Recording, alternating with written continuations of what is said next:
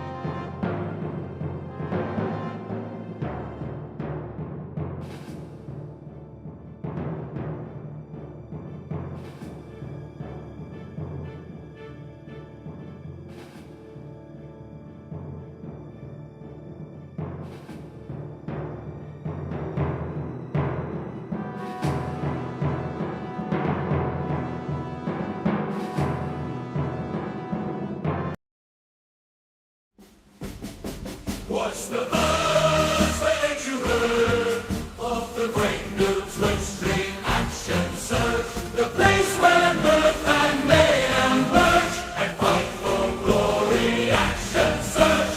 Fighters, warlocks, monks, and groves will call to you. Bards will tell some tales to you that aren't quite true. They sing you a song, a ditty, not a dirge, to welcome you to Action Surge. You know you can't resist the urge to join us now for Action Surge.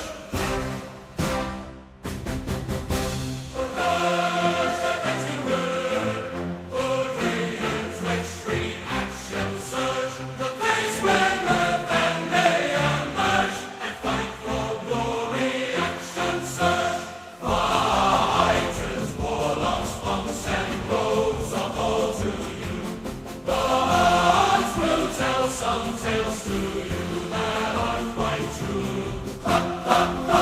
They sing you a song, a ditty, not a dirge, to welcome you to Action Surge. You know you can't resist the urge to join us now for Action Surge.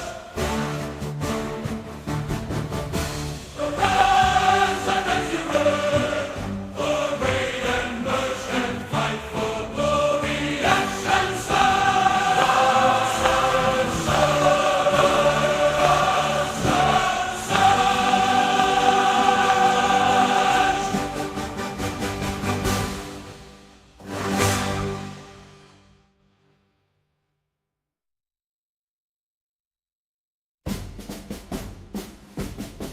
What's the buzz that you heard of the great new twin-stream action surge? The place where mirth and mayhem merge and fight for glory. Action surge. Fighters, warlocks, monks, and groves will call to you. Bards will tell some tales to you that aren't quite true. They sing you a song, a ditty, not a dirge, to welcome you to Action Surge. You know you can't resist the urge to join us now for Action Surge.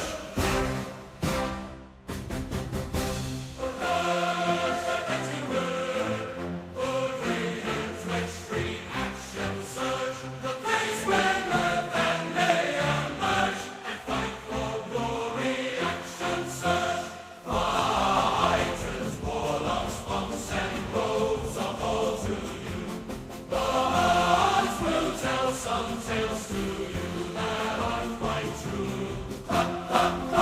They sing you a song, a ditty, not a dirge, to welcome you to Action Surge. You know you can't resist the urge to join us now for Action Surge. The bands and as you heard, parade and merge and fight for glory. Action Surge.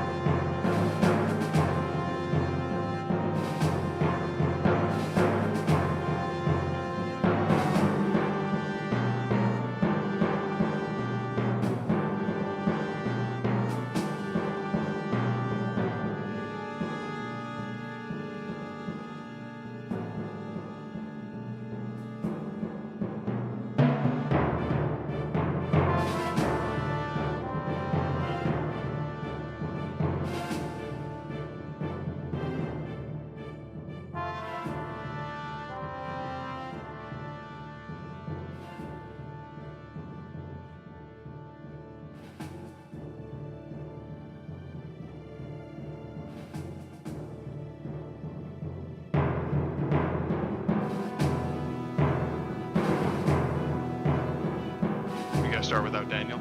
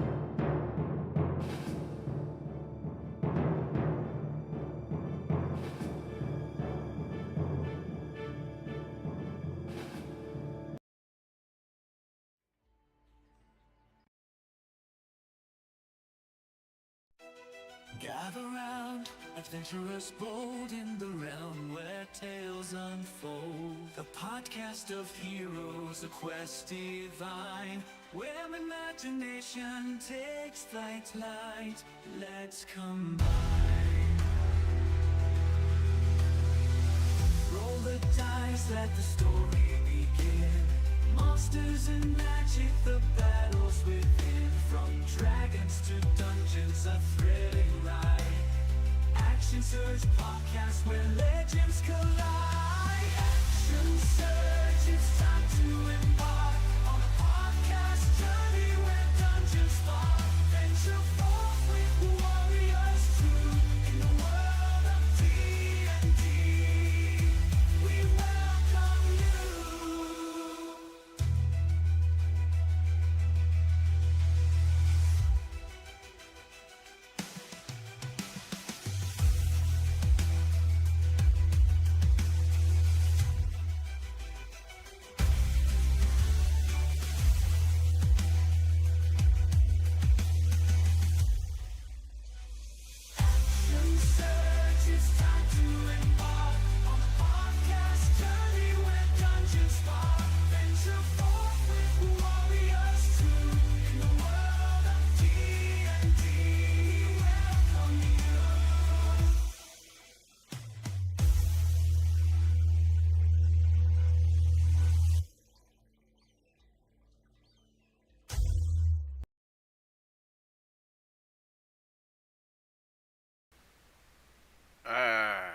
Okay, where are we at? Gotta unmute myself. Okay. Now I just gotta get us all on camera, because, you know. Hey, welcome. Welcome. What can I say except you're welcome? Yeah, that's pretty close to right on target. Oh, nope, except for everybody's in the wrong spots. Of course. Yeah. Of course. Everything sounds good on stream, though. What I like about these is that Did you every guys- time we're disoriented, I'm only like half in one myself. Did you guys, I was gonna say, did you guys, were you guys, any of you guys, hear the intro song in that while the stream was going? I watched that. That was I sick. listened to it straight up. I just tried to. They just told me there were credits, and I really jumped in. Like, wait, really? You're like, I've wait, never seen credits? that. Yeah, So I missed it, but I it's- did hear the song when you put it up on the it's page. they're relatively new, so yeah. I mean, and then I got here. Let me jump over to this other thing too, and then you guys can hear it too. Here, let's get this. There we go. What's the buzz that you heard of the great new Twitch Street Action Surge? The place where mirth and mayhem merge and fight for glory. Action Surge. Fighters, warlocks, monks, and groves so call to you. Buzz will tell some tales to you that aren't quite true. They sing you a song, a ditty of the dirge, to welcome you to Action Surge. You know you can't resist the urge to join us now for Action Surge.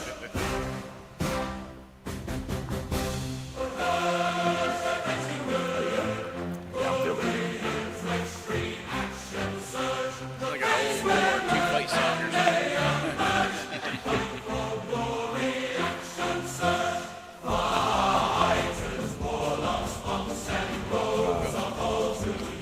I'm searching.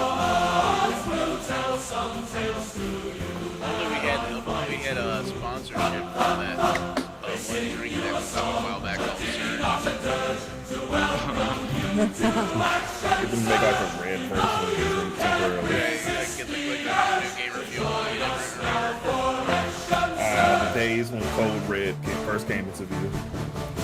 Or yeah, it's Monster Gamer Fuel, I think, but Mountain Dew Code Red, yeah. That was the gamer of the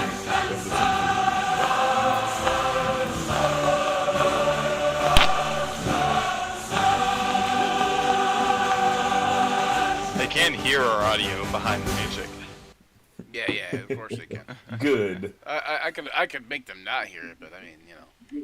Yeah. Trust me, they're going to hear far worse once we get played. I would say anybody, you just need live commentary, you know. Everything that we do is going to be far worse once we actually play. Oh yeah. Alright. Yeah. I'm still getting camera set up right now. Oh, what is it? Is Stephanie? Oh, because James is on. That's why. So Stephanie is in James's position. That's so weird. How am I going to do that? Okay, Deontay's almost in the right spot. Almost. Daniel's in Stephanie's position. I'm golden. I'm perfect right now. Taylor was Taylor was almost in the exact same spot. So, like, he was almost in the exact right spot already. Don't know how that worked out, but. Fight warlocks, monks, and rogues, all cults. Anyway, so Richard Leatherman, though, one of our players on the, well, you guys might know him, but at any rate, he wrote that song, and then I took it into Suno and made some musical type thing.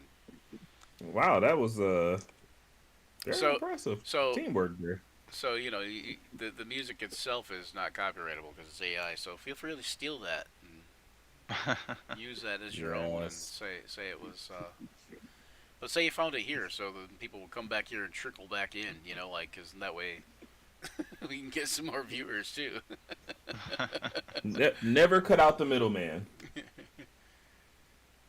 Alright. Oh, that's much cleaner. Oh, wait, I gotta move Daniel first, because otherwise... There we go. Daniel! Daniel, my brother, you are older than me, but not by that much. I get that reference. Alright, I think everybody's in the right spot now. Yay! We just need, you know, we don't have Oliver here though, so let's, you know what, I'm gonna put Fallon's token into the Aether. And we'll put It's not Fallon that's missing, is it? yeah, It's Cutler. Cutler. well, Fallon is missing too. I mean, but his token's already up and in the right spot. Yeah, but I'm getting rid of his token now, so. Tell Gotcha. Oliver can join us again because he's going to, as you notice, he hasn't been with us in the in the thing, he went off and kind of did something, and I'm gonna have him off and doing something specific while he's not here. We will await his return. And that way, I can also like story-wise kind of feel like I justify the his experience gain, you know. Yeah. Anyway, so you guys are in that's actually this fun. room. It looks like a very roomy room with roomy things going on and roomy stuff. Anyway, yeah. Anyway, so I don't know if you noticed, but it's furnished now. Did you guys remember last time you came in here? It was just a blank room. With the bodies of the undead. Yeah. What does it say about me that I really just looked at this and was like, I did not know this? You're like, I didn't remember anything. Anyway, so last time you guys came down into the cellar here in the dungeon, the whole place was unfurnished because I didn't expect you guys to get to the dungeon that quick. But now it's all furnished. Well, what can I say? We move fast. I used 3 orcs in a We truck. can, yes. I used 3 orcs in a truck still on the moving wrong company. map layer You are. on roll 20. Oh wait, are you guys all on the wrong map layer? Okay, hang on. Maybe that's why you don't notice. Oh, that's why you don't notice, because you guys don't see it. Okay, there you go. Okay, so everybody who's down here would notice. Okay, there we go. Things. Januka, you haven't come downstairs yet, so let me do that. No, I was downstairs because I helped kill the Oh yeah, you are. You're right there. Okay, I see you. Okay, is there anybody missing? No, there's nobody missing. Just Cutler.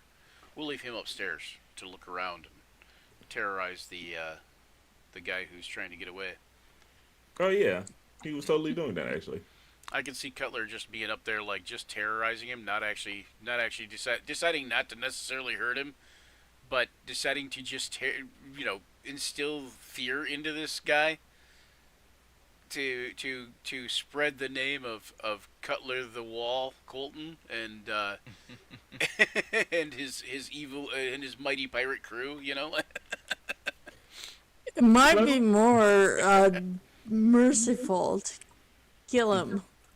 Plus, we Have need his someone on nurseries. lookout. Right? Yeah.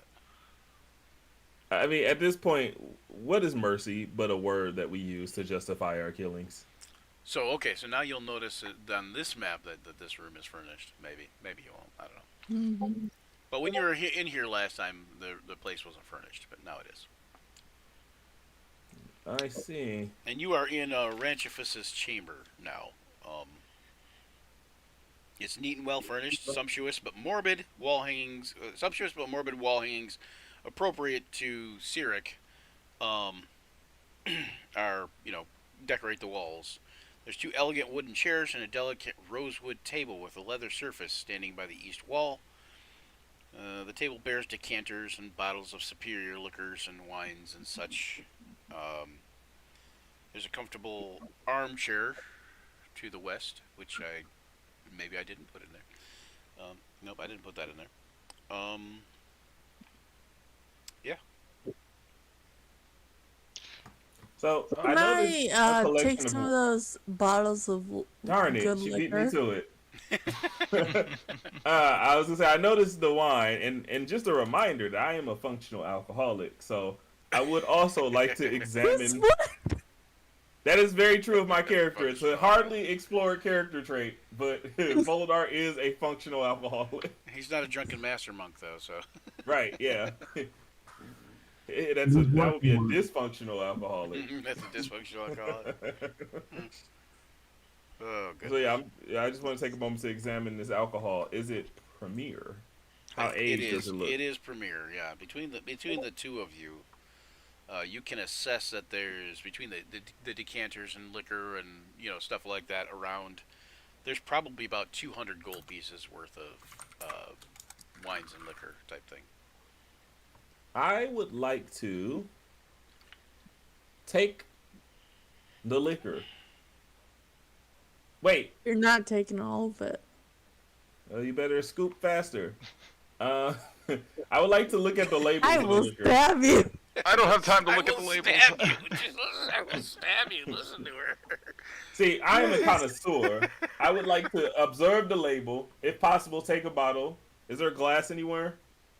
What do you mean? Is there glass? Is there a glass anywhere? Yeah. Yeah. See, On the if on I the could- table, there's a couple glasses. Okay, I'll take one bottle. Just kind of, look over it. Pop the cork on that sucker. Just like a very small swig Januka, of alcohol. what's your passive perception there, Januka? 12? Tell you in a minute. 12. Okay. Oh, 18. Jessa, you got an 18 passive perception. You notice right here the wall has sort of a misshapen indentation in it. I was about to say. Okay, I will deal with that after I get all the other alcohol that Faldo, he's not drinking at the moment, into the bag holding to sell at a later date. My best perception is 12. Okay. And then Fuladar, what's yours? 13. I would say, let me check. You think it's 13? I just want to say that if I notice Jessa just still taking all the alcohol as I'm trying to sample a single bottle, I want to get real uppity and just like look over to her with the glass still in hand and just be like, "How boorish." I am an appreciator. I see that you are more of a run and gun son, as they say. Do you guys have bags of holding? I have one. You have one. Okay. Okay. So Okay, you can fit the wine in there and the wine and liquor in there too. While they're squabbling over the wine, I did want to listen at this door. You don't see a door. You Oh, told me, No, I'm the Jessa only knows one it. who sees it. Yeah. No, I you said told me last Jessa. time that I spotted the door. That was the door into this room. The one that's clearly marked down here. Yeah, we can see it. Oh, okay. Okay, then maybe I did. I thought that. Okay. Yeah. Okay. Now you can't see it. Oh wait, no, sorry. Anyway, It's a wall. It's coming Okay, back I guess to you me must now. have seen it. I guess you recall must a have seen it. door. I thought you because there was a secret door into here, and you guys had found you guys walked right past it, and I didn't mark it, so I just showed it to you. But okay, so you found this door. All right, so you're gonna listen at the door. You hear like grunting, like some guttural language, and you hear kind of like the clattering of like what sounds like armor, and possible bones too. Hmm.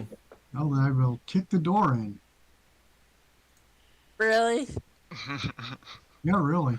It's like At this wow, point- wow. Can't It's you like just, while we're sampling this wait? stuff. All right, so The color approach. let me go to Kyle real quick. Hold on, Kyle. What is? Let me clear this too, by the way. Where are you heading? Are you heading to help the voices and whatever that you heard earlier? I mean, I'm looking for the The source. for the missing clerics. Yeah. So you're gonna head back toward the west there. That was my plan. As they're bickering over wine. Yeah, We are bickering. because remember you did. I don't know if you guys remember from last time, but there was like when you guys got down the hall a little ways, you heard something. Was it here? No. I think that was the other adventure. You guys are both in a very similar dungeon. That's You guys- why I you guys come are- here because Yeah, you guys are both in a here in Rise of the Drow are both in a similar dungeon. But okay, anyway, so. that's why I come in here because I didn't hear anything else, and he didn't tell me anything about other voices. No, so. no, you didn't hear any voices. I'm confusing. I think I'm confusing. I don't think you heard any other voices. No, you didn't. That was in the other. That was in Rise of the Drow. But you did find this desecrated altar. Yeah, and I would love to deal with that Okay. at a later time. right. That you want to reconsecrate Yeah. or desecrate yourself, so to speak. Get rid of the evilness. Undesecrate. Resecrate? Is that the word? Reconsecrate. All right. Okay, I Resuscitate. think I'm gonna There we go. listen at this door here. Okay. Let me go to call. Where is that? Oh, that door. Okay. You hear what sounds like dripping sounds of water, but it's like it's very sporadic and it's only once in a while. So you figure it's something either dropping from the ceiling or something along those lines. Okay, I'll peek through the door. Okay, it looks like there is a sort of privy slash just trash bin type thing. Like they look like they throw stuff down there, and it's a big hole in the floor, and there's refuse, and it's a terrible smelling Oh, thing, and all of a sudden you notice that something moving out of the corner of your eye. You catch some movement out of your corner of your eye. Make me a perception check. oh Where's my boy. perception thing? I'm looking for my dungeon. Alright, Someone perception left check. the car alone. There it is. Well, I'm sure it's a friend. Probably. An 8. An 8. Well, unfortunately, then, because of the 8, you don't catch the movement and follow it well enough to know when this thing appears and strikes at you.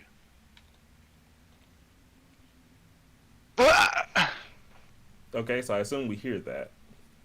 Yeah, you might hear Kaw say something like "ah" or whatever. I Well, want to. definitely will.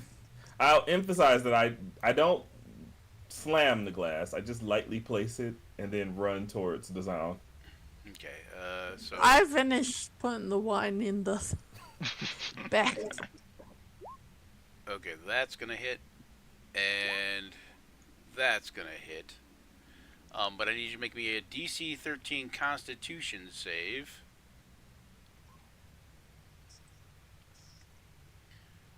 Constitution. Yep.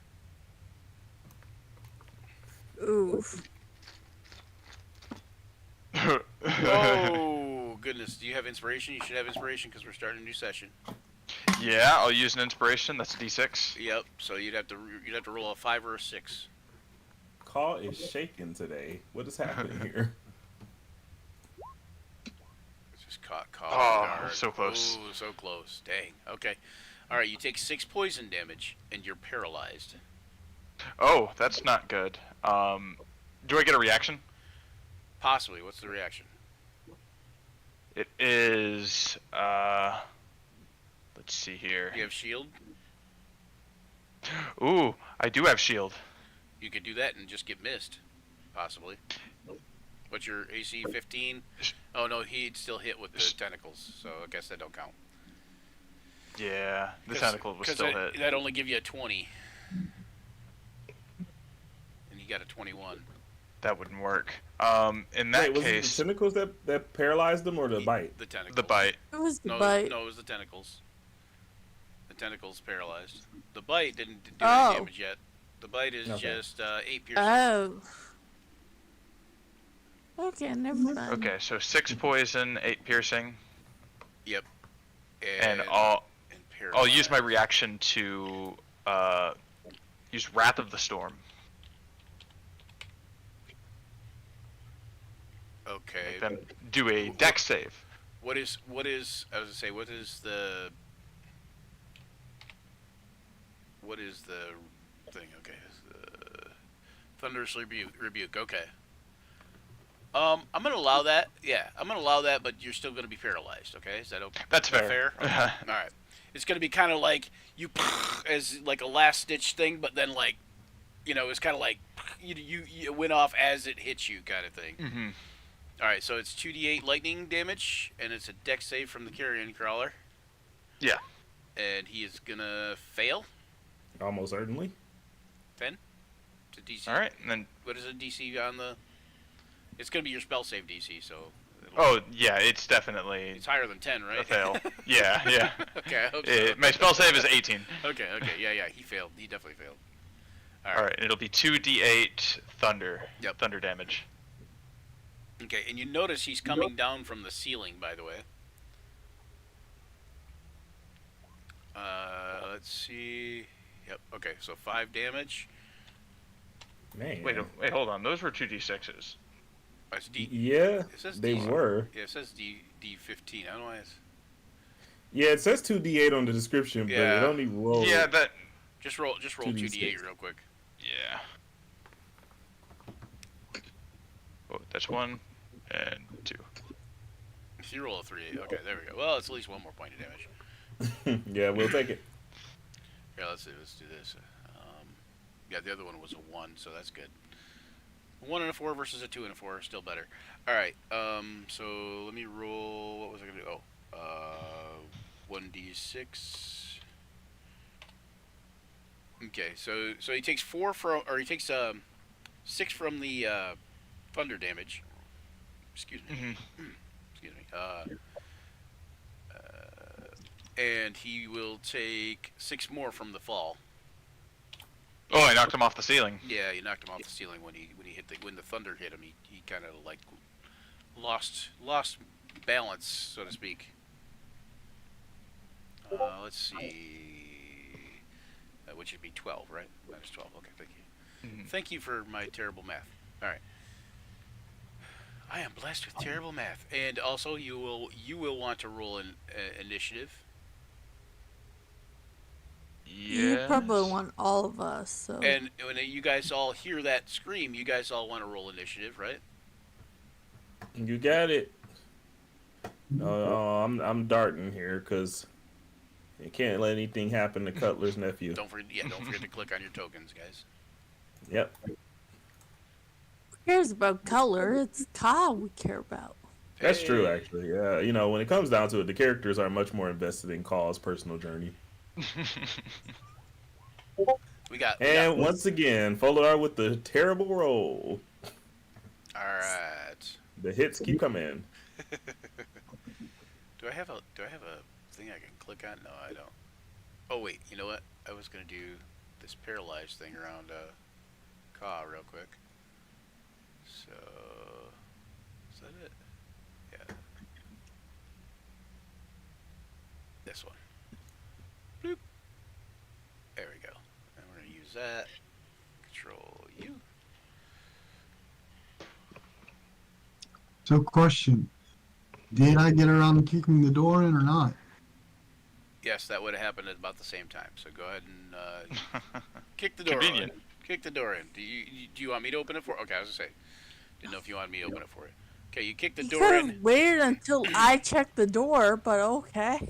You kick the door. Okay, so this is kind of what's going down. Ka went out down the hall. He's hearing that. You guys all hear a scream. Full of darts, like darts out the door. Jess is still kind of, or Tessa, I should say, is still kind of alcohol bottles in hand, shoving them in the, bag, kind of like, what the fuck is going on, And Januka just bashes this door down, and you see on the other side, you see 2 very surprised-looking skeletons. Like, if skeletons could look surprised, these guys look like that. Oh no! Further away, The mouse pretty much dropped. further away though, on the other side of the room, you see another similar wine rack that Jessa was at, like similar to that, but it's 2 orcs and they're sampling wines and they're like, like maybe they got caught, maybe they're in trouble, or whatever. But then they quickly get angry and they're like, hey, you're not supposed to be here, like that. And yeah, so 2 more skeletons for I yelled Jess back, and well, Tessa. neither are you.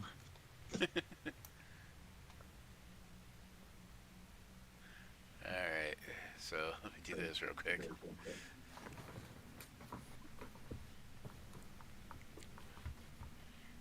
Alright, so I'm gonna let you guys use Cutler on this one too, because I'm not gonna keep him out because he's just gonna be gone for a little bit here. But well, hopefully anyway. Let me do this.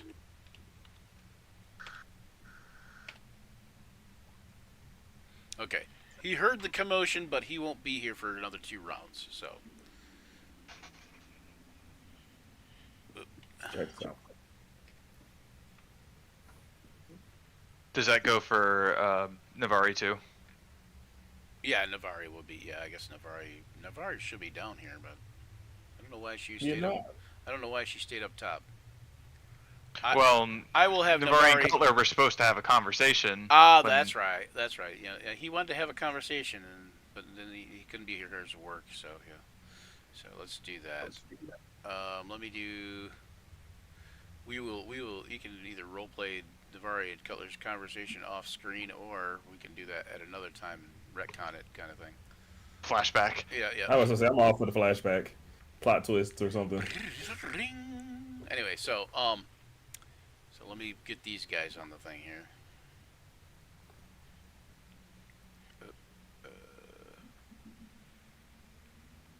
Is this the same? Okay, no, that's not the same. Okay, there we go. Holy goodness.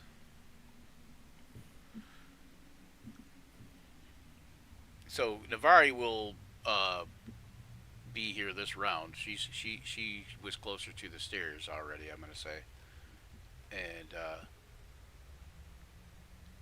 so she'll be here the next round. But She's also a little more nimble. Yeah, she's also not I a think- giant. right. I think in a hulking race Dragonborn. down a flight of stairs, one of them is a little faster. Alright, there's that. There's that. We are in a pickle, as they would say. We'll be fine.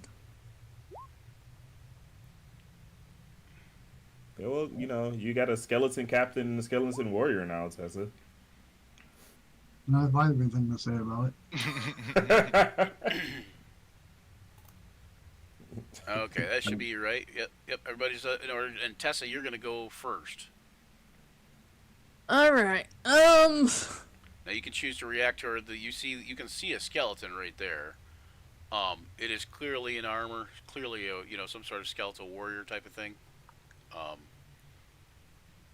So yeah. Okay. First, I'm gonna command my steel defender to find Ka and protect Ka.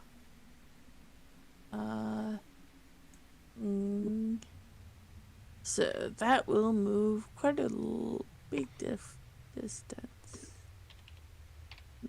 There. Okay. The super gecko. I mean the super lizard. Yes. And then I will take out my crossbow, which is never too far away, and just shoot around Chinoka. Okay. I'm And- gonna roll initiative for Navari, but it's not gonna be until for next round. So. And yeah, that is a clear miss. Oh boy, that's a critical miss. Wow. Ooh, goodness. But Jessa Tessa usually good crossbow person. But I know, but you guys threw me out of loop. threw her off her game with it. She was I- busy wine I like to think that collecting. I like to think she's trying to shoot the crossbow while still holding a couple of bottles. Right. So she's just like, All right. So, that being said, go ahead and roll me a D100, Tessa. Stephanie. 31. Butterfingers. oh no. Make a dex save.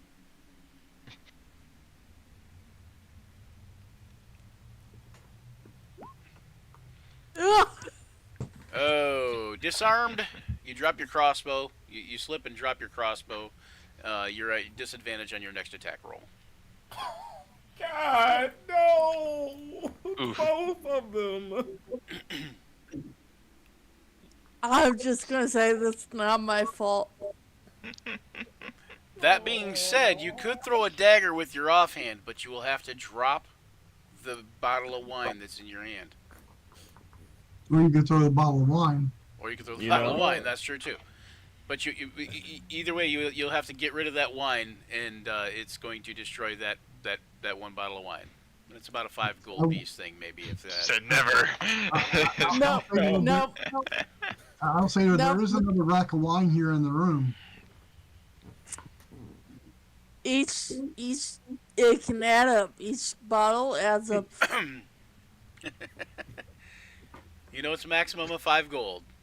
And what's funnier is like if she rolled like a nat 1 on the bottle throw, that the orc just catches it or something. It's just like Skeleton, yeah. and like a skeleton just goes, and that's just it. She just lost a bottle of wine to a skeleton. Okay, so you're not gonna throw the bottle of wine or drop the wine to grab a dagger? Nah, All right. So is that Nah, I'll is just- that it for you then? slide it into my bag. All right. Now I believe you already did do the dash action with your critter, right? That's why you Yep. got so far. Okay. So yeah, that's my turn. All right. So that's that turn. All right, Ka, you are up. Let me see. Does it say you can make a saving throw? Repeat the saving throw. I sure hope so. Let's see. Yes, he can repeat saving throw at the end. Yeah, of you each can repeat turn. the saving throw at the end of each of your turns, ending the poison itself on a success. So, you can't really do a whole lot that I know of, but you could end your turn and repeat the saving throw if you want. That's all I want to do because I am in so much trouble if I stay paralyzed. Right. Oh boy, yeah, because you're quite a distance away from us. All right, what's the save? It is a DC 13 con save. Okay. All right. Nice. Okay, so you're no longer paralyzed. At least that's good. I'm probably still in trouble, but Yeah. All right. And then but not in as much trouble. then Jinyuka, who busted down the door, you get a oh, you know what? I'm gonna give you. I forgot. I'm gonna give you an extra because I didn't do it when you busted down the door. I'm going to give you an extra attack as a reaction Okay. type of thing because because of the surprise because the 2 skeletons are surprised.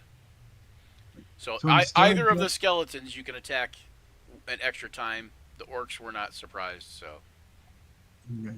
So instead of drawing my war pick, I will draw my flail, because it's a bludgeoning weapon, okay. and I will strike the one that looks more important. That would be this one on the why isn't that okay? This one on the right here. This one here.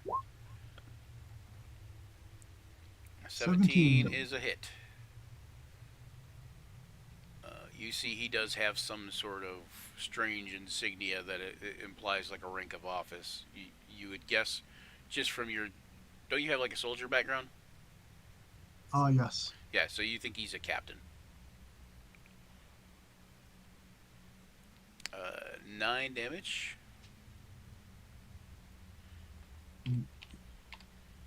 All right. Alright. And then I will go into my Second attack? Or? my regular attacks. So Oh, regular attacks. Okay, yeah. Okay, so that's your reaction attack. Okay, gotcha. So of course, my bonus action, I will strike with my Or your surprise round attack, whatever we want to call it. again. I will strike my spiked shield on the one that I haven't attacked yet, All right.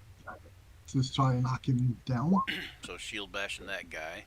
So 16 is a good hit. And he'll take 3 piercing damage. And this is the lesser important one, correct? Yes. Okay. And of course, he needs to roll or be knocked prone. All I think he right. gets to roll. 1 second. He gets a roll. Let's see. What is it? Dex save, I believe, right? I believe so. Yes. Or is it a strength save? Do you have your shield mastery thing to pop up? Now hold on. I think it's a strength save. That's why I'm, because it's because it's kind of a shove type thing.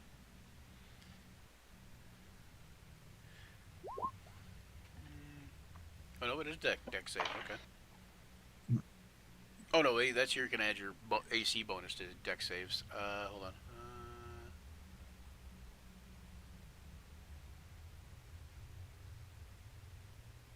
Oh no, it's just it's a shove. Right. So. Well, we've been using it as a knockdown instead. Yeah. Hold on. Well, that's because. Yeah. Hold on. 1 second. Let me do this. Yoink. Uh, because shove I think can knock you prone, but it'll knock you 5 feet otherwise. But let's see, shove. Shove is, yeah, knock it prone or push it away from it. So you're choosing to knock it prone. Yes. Okay. So it's a dexterity acrobatics check, which is a little bit different, but in this case, it's going to be the same from either way for him, and he is going to be prone. Okay. Well, then I will use my first actual attack to hit him at advantage, since he is prone. All right. Yeah, that was your bonus action attack, correct? Right. The shield mastery shove. Yes. 24 is a good hit. Go Januka.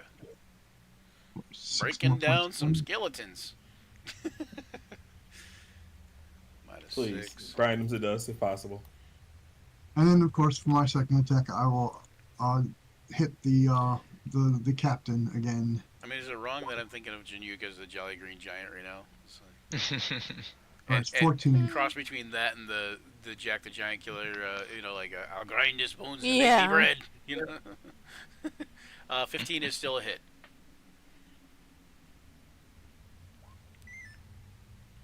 For 4 more points of damage on the captain. More. Oh, on the captain. Oops. Okay. Hang on. Let me double check and make sure that's still a hit. 15 is not a hit on the captain. Nope. Oh, Sorry. okay. Well, a problem. All right, and that's it for Januka, correct? That's it? Yeah. All right. Well, the captain retaliates. He moves right here, and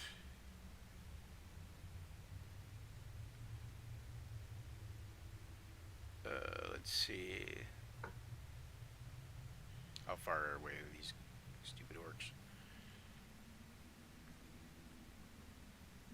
Oh, 35. Well, sometimes you're the windshield, sometimes you're the bug, Skelly boy. Anyway, alright. So he tries to attack Januka. Sorry, he's actually added advantage. Because he has something like akin to pack tactics, but the first one won't hit though, right? That doesn't hit, does Right. it? The 16? Yeah, you got 22 armor class, so. Okay, yep. So the next one is 18 and 18. So he misses both times. Then his prone buddy goes. He is going to stand up. Use half his movement to stand up. If I can get his prone icon off him. Get out of there. There we go. Use half his movement to stand up, and he is going to attack. Also at advantage, sorry. And that's a miss and a miss. When he realizes that he misses that second time, you can see he hesitates. The less important of the two. All right, Foladar. Januka's just this godlike being to all of our enemies, where it's just like, oh, no, I can't win. As you know, I immediately sprinted the moment I heard Call's voice, and I'm just kind of crying out to him, Call! As I make a quick dash in the direction that the Steel Defender is going in. I believe my movement speed is 40. Let me just double check. Yep, so it'll be 80 if you want to dash. Yep, so I'm going to take my action and do a dash. Yep, for 80 feet. So You're gonna use your bonus action to dash? Hmm? You're not gonna use. Or have you used all your I'm key using my points? bonus action to dash. I don't have any key points. Yeah. Oh, okay. Yeah. Oh, I'm right. saying key points. Step of the Wind takes the key points, right? Lame. Gotcha. Okay. Well, there's no time to make any bird sounds. You said what? There's no time to make any bird sounds. You said, is it making bird sounds? There's no time to be making bird sounds. Because you said caw. Aw. Oh my god. Oh my god. So yeah, I'm gonna dash. I'm gonna dash to this point. He just gets it. That's funny. Oh my god. And so I hit this corner where I'm sure I see him. And I'm just like, what's happening? I can barely move because I'm just getting out of paralysis, and all I can do is point at this tentacle in the room. So I can just see a tentacle, and that's my turn basically. I can't do anything else at that You can point. see kind of like I a just bug-eyed, tentacle-headed thing coming out of the room. So I can like see the door. So all I can see is probably just the tentacle. Yep. But it's okay because the minute he walks out that door, it's flank time, baby. All right, so another attack with the tentacle. How's that hit you? Am I immune to the poison now? Don't know. Hang on, I don't think so. But let me. This is 19 I'd be hit. so upset if he I'm gonna shield. poisoned. Nope, you're not immune to the poison. Okay, then I'm gonna shield. Okay, all right. So you cast shield. That will put you at 20, which will avoid that altogether. And then it'll try to bite at you, and it will miss, and then you see it like it moves back away from you, which will give you an opportunity attack. I use my reaction to shield. Oh, that's right. That's true. Okay, it moves back away from you, and kind of like looks like it's gonna hide behind this thing a little bit, but you can still like clearly see it. You know, like. All right. And the orcs. Let's see. One of the orcs moves up, and can't really get to Jinyuka. No.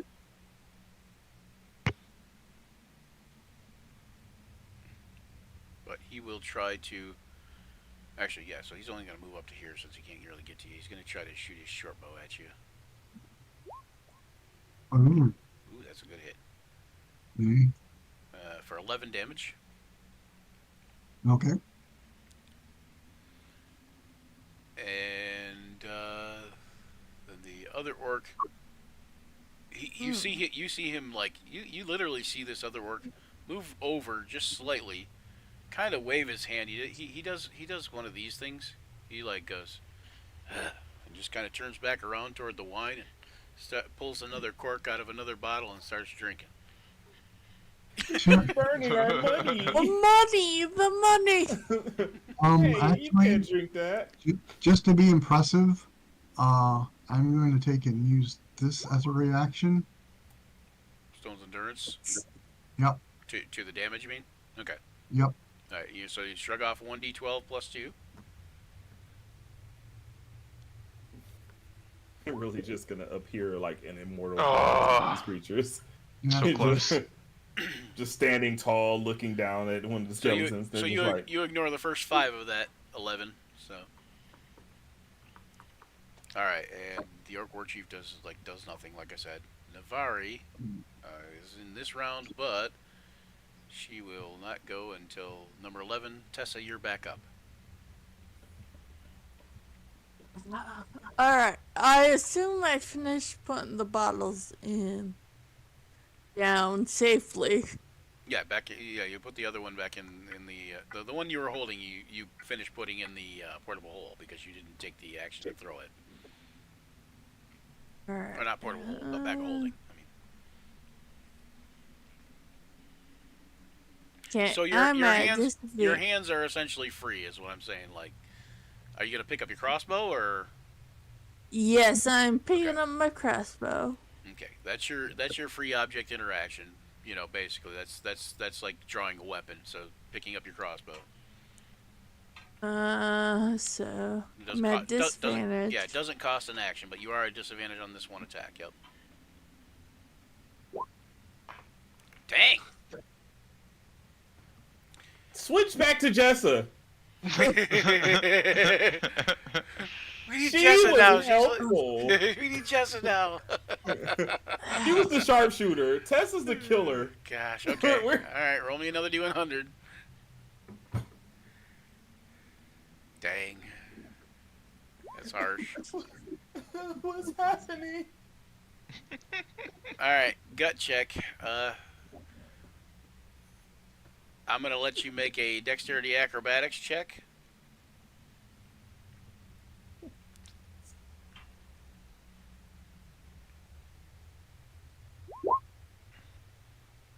Damn. Oh, 20 is the Was first roll. that 20, disadvantage? 20 is the first roll. No, 20 is the 20. first Okay. roll, so you're good. Okay. You find yourself when you shoot, it is dangerously close to Januka's left ear.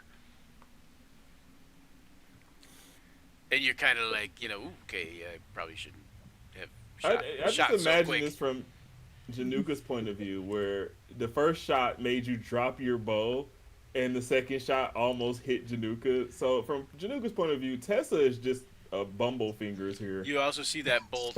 You also see that bolt go skittering past the skeletons and land on the floor. It was like How much of that wine have you already drank? almost a total misfire. Right? I don't. So can I throw my dagger now? Yes, you could. My basic dagger. Please, for the love of God, don't Or worry. if you have something like that allows you to ignore reload speed, then you could shoot another time probably if you got a second attack. Well, You don't- yes, I do. Wait, do you have a second attack? You don't have a second attack, do you? I don't have second attack, but So I do. you can throw your reload. dagger though as an offhand attack though, as two weapons Yeah. type thing. Throw your dagger at the trigger of the crossbow. with a That's 20, so with, better. a, That's a high roll. with a 23, she can hit the trigger of the crossbow, but with the crossbow, she can't hit crap. Apparently, Right? If she rolls to throw the dagger at the crossbow, then the crossbow is another one, and it just Right. shoots upward and hits her or something. We're switching Tessa to hand crossbows, so she can I was actually gonna pull say, off this dagger throw thing. Tessa is not the one that's allowed to crossbow things. That's the new canon. All right, It is who, just who are you one hitting this guy here? session. Are you hitting this guy? Yeah, the one I can see. Yeah. Oh, okay. I thought you could see the other one now too, but all right, -6. All right. I roll as a sidestep. Oh, hang on one second. I gotta check something because I. Or sidestep. Ah, so nope. it's the Okay, I other take one. that back. This one is down. And then let me take Okay, so I sidestep before I throw it. 4 people out from there. Okay, there you go. All right, and then it will be Ka's turn. But you have your steel defender yet still. Yes, my steel defender is running towards Ka.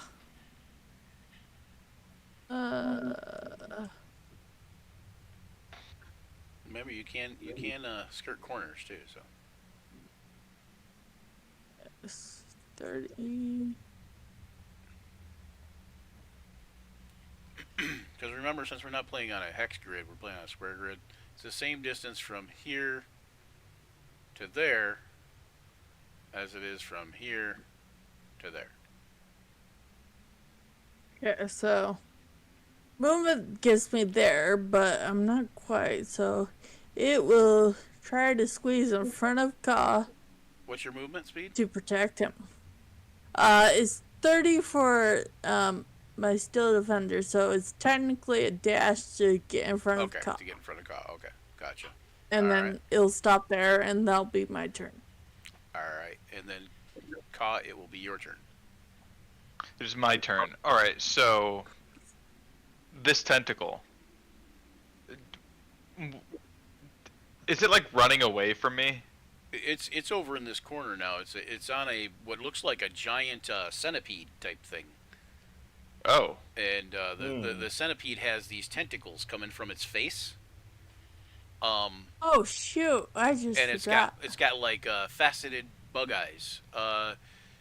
You might have probably heard of them, maybe. Hey. Want me to roll a history check? Yeah, go ahead and roll a Try it. history or nature or survival. Yeah. What? All right, Yes, let's what? see here. Sorry, Tessa. Oh, we lost someone. I've got on my turn. I sneak attack damage. Wait, did we lose somebody? No, we didn't lose somebody.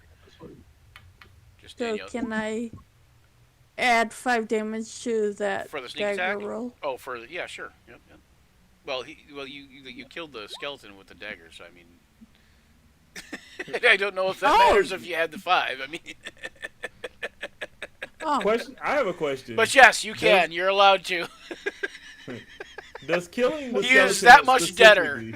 specifically- Does killing the skeleton specifically with the dagger do anything? No, it does not. This is my regular dagger. This isn't Oh, my okay. magical dagger. Cool. I was just gonna say. I didn't at know some that point- either, but I knew that it didn't do anything regardless. So Okay. now, if she had taken a different action with that dagger, then maybe something different might have happened. But maybe not. It's hard Maybe to say. not. Very maybe not. If we could. Very maybe not if we could. All right, so Kyle, you see this centipede with the bug-faceted eyes. What was your history check? 19. You know that is from your history, from studying the archives in the the temples and such. That these things are not uncommon. They're pretty common among bottom feeders. What do you call them? Like scavengers. And it's called a carrion crawler. Okay. Well, Let me see. gross. With that 19, I will even give you. Let's see. I will even give you that. They basically scour putrid flesh from carcasses and gobble away the slimy bones that remain. They will aggressively attack any creatures that encroach on their territory or disturbs their feasting. You do notice that that he did kind of go and hide a little bit. And you do know that they're not specifically predatorial in a lot of ways, but they will, for a meal, they will attack and kill things. Okay. And Good to know. You just look like But- an easy meal, and when it realized that you weren't an easy meal, that's why it kind of backed away. That's your best guess there. In that case, I'm gonna try and grab the steel defender and pull it out of the room. Okay. Sure. What's your strength? See, funny thing about that, it's a 9. So you can bend 9 times 3 is 27. How much does steel defender weigh? 150 pounds? 250 pounds, right? I guess. I don't know. I don't really know. I think it's like 250 pounds, but at that rate, you would be able to move it 5 feet. Okay. Okay. I'm gonna You pull can- it back 5 feet and shut the door. You can bend, lift, pull, push up to 270 pounds, 5 feet per round. Okay, so you move it back and then shut the door. Yeah, and that'll be like my free action and my action, All right. I assume. Yeah. It's a lot of things. Well, I figure grabbing it and pulling it is like a grapple. You're just kind of grappling and pulling, and I don't think it would necessarily specifically resist because it doesn't have that command to. Mhm. The steel defender can only basically No, it's dodge protect and Ka, so yeah. it's Yeah, it's protecting you. So It's it kind of a feels tough- it also feels like as close to you as it can be is still the safest place for it to be. Okay. Don't go in there. Bad And I'm news. going to healing word myself. Okay, healing word. All right, then Jinyuka, All right, I back will to you. again start by shield bashing the captain. Okay. Doo-doo-doo.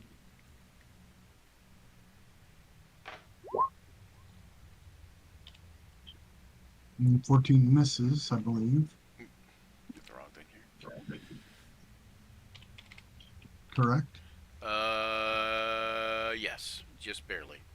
You have an inspiration, it will auto hit. Actually, yeah, I do have an inspiration. Yeah, because you haven't used the inspiration yet. Right.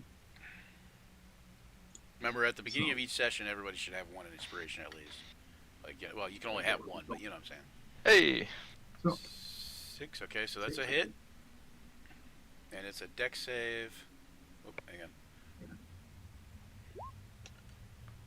3 piercing damage from the shield. All right, hold on one second. Let me do the deck save.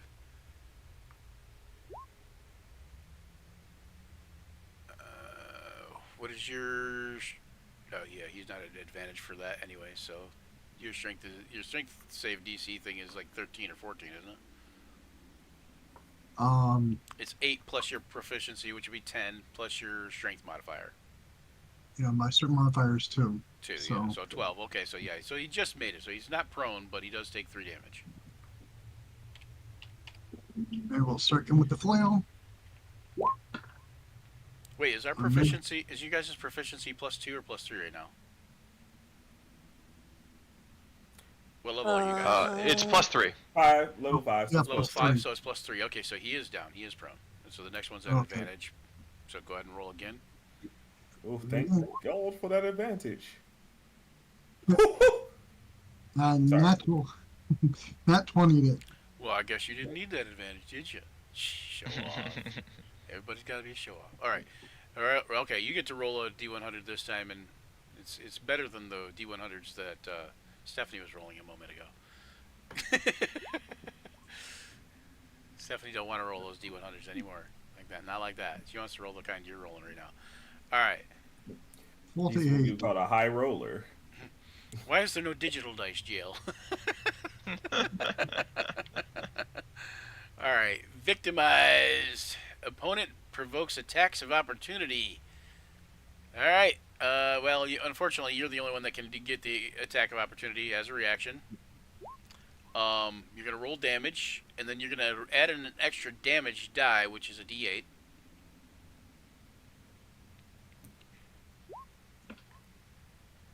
So 10 plus 8, 18, so 36 damage. And that will take that guy out. So you don't even have to worry about that reaction against him. So Okay. Well, then, I will. Yep. Didn't mean to close the door. I will that was one attack. move up here. That was one attack. That's one attack. Right. Yeah, they are vulnerable to bludgeoning, though, so you know. Yeah, that's why I switched. And I will take my second attack on this guy. And curse him for hitting me with an arrow. Yeah.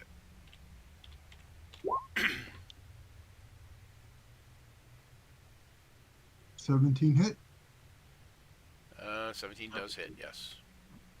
All right, let's put these here. Oh. And There we go. since I didn't do that much damage, I also smite him.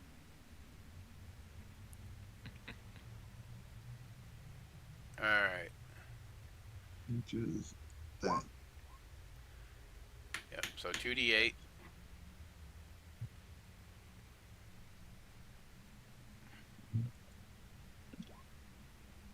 Or 7 more points of So damage. 10 damage total.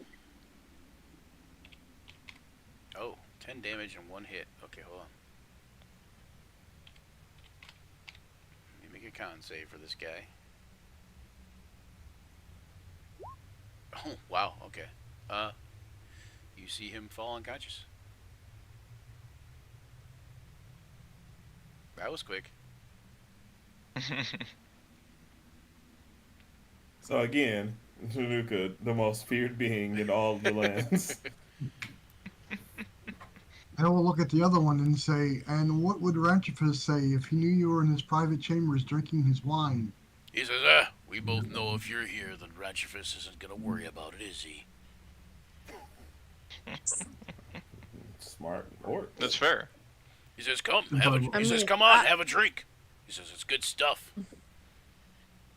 I do control his body. Or what's left over. Are you gonna say that?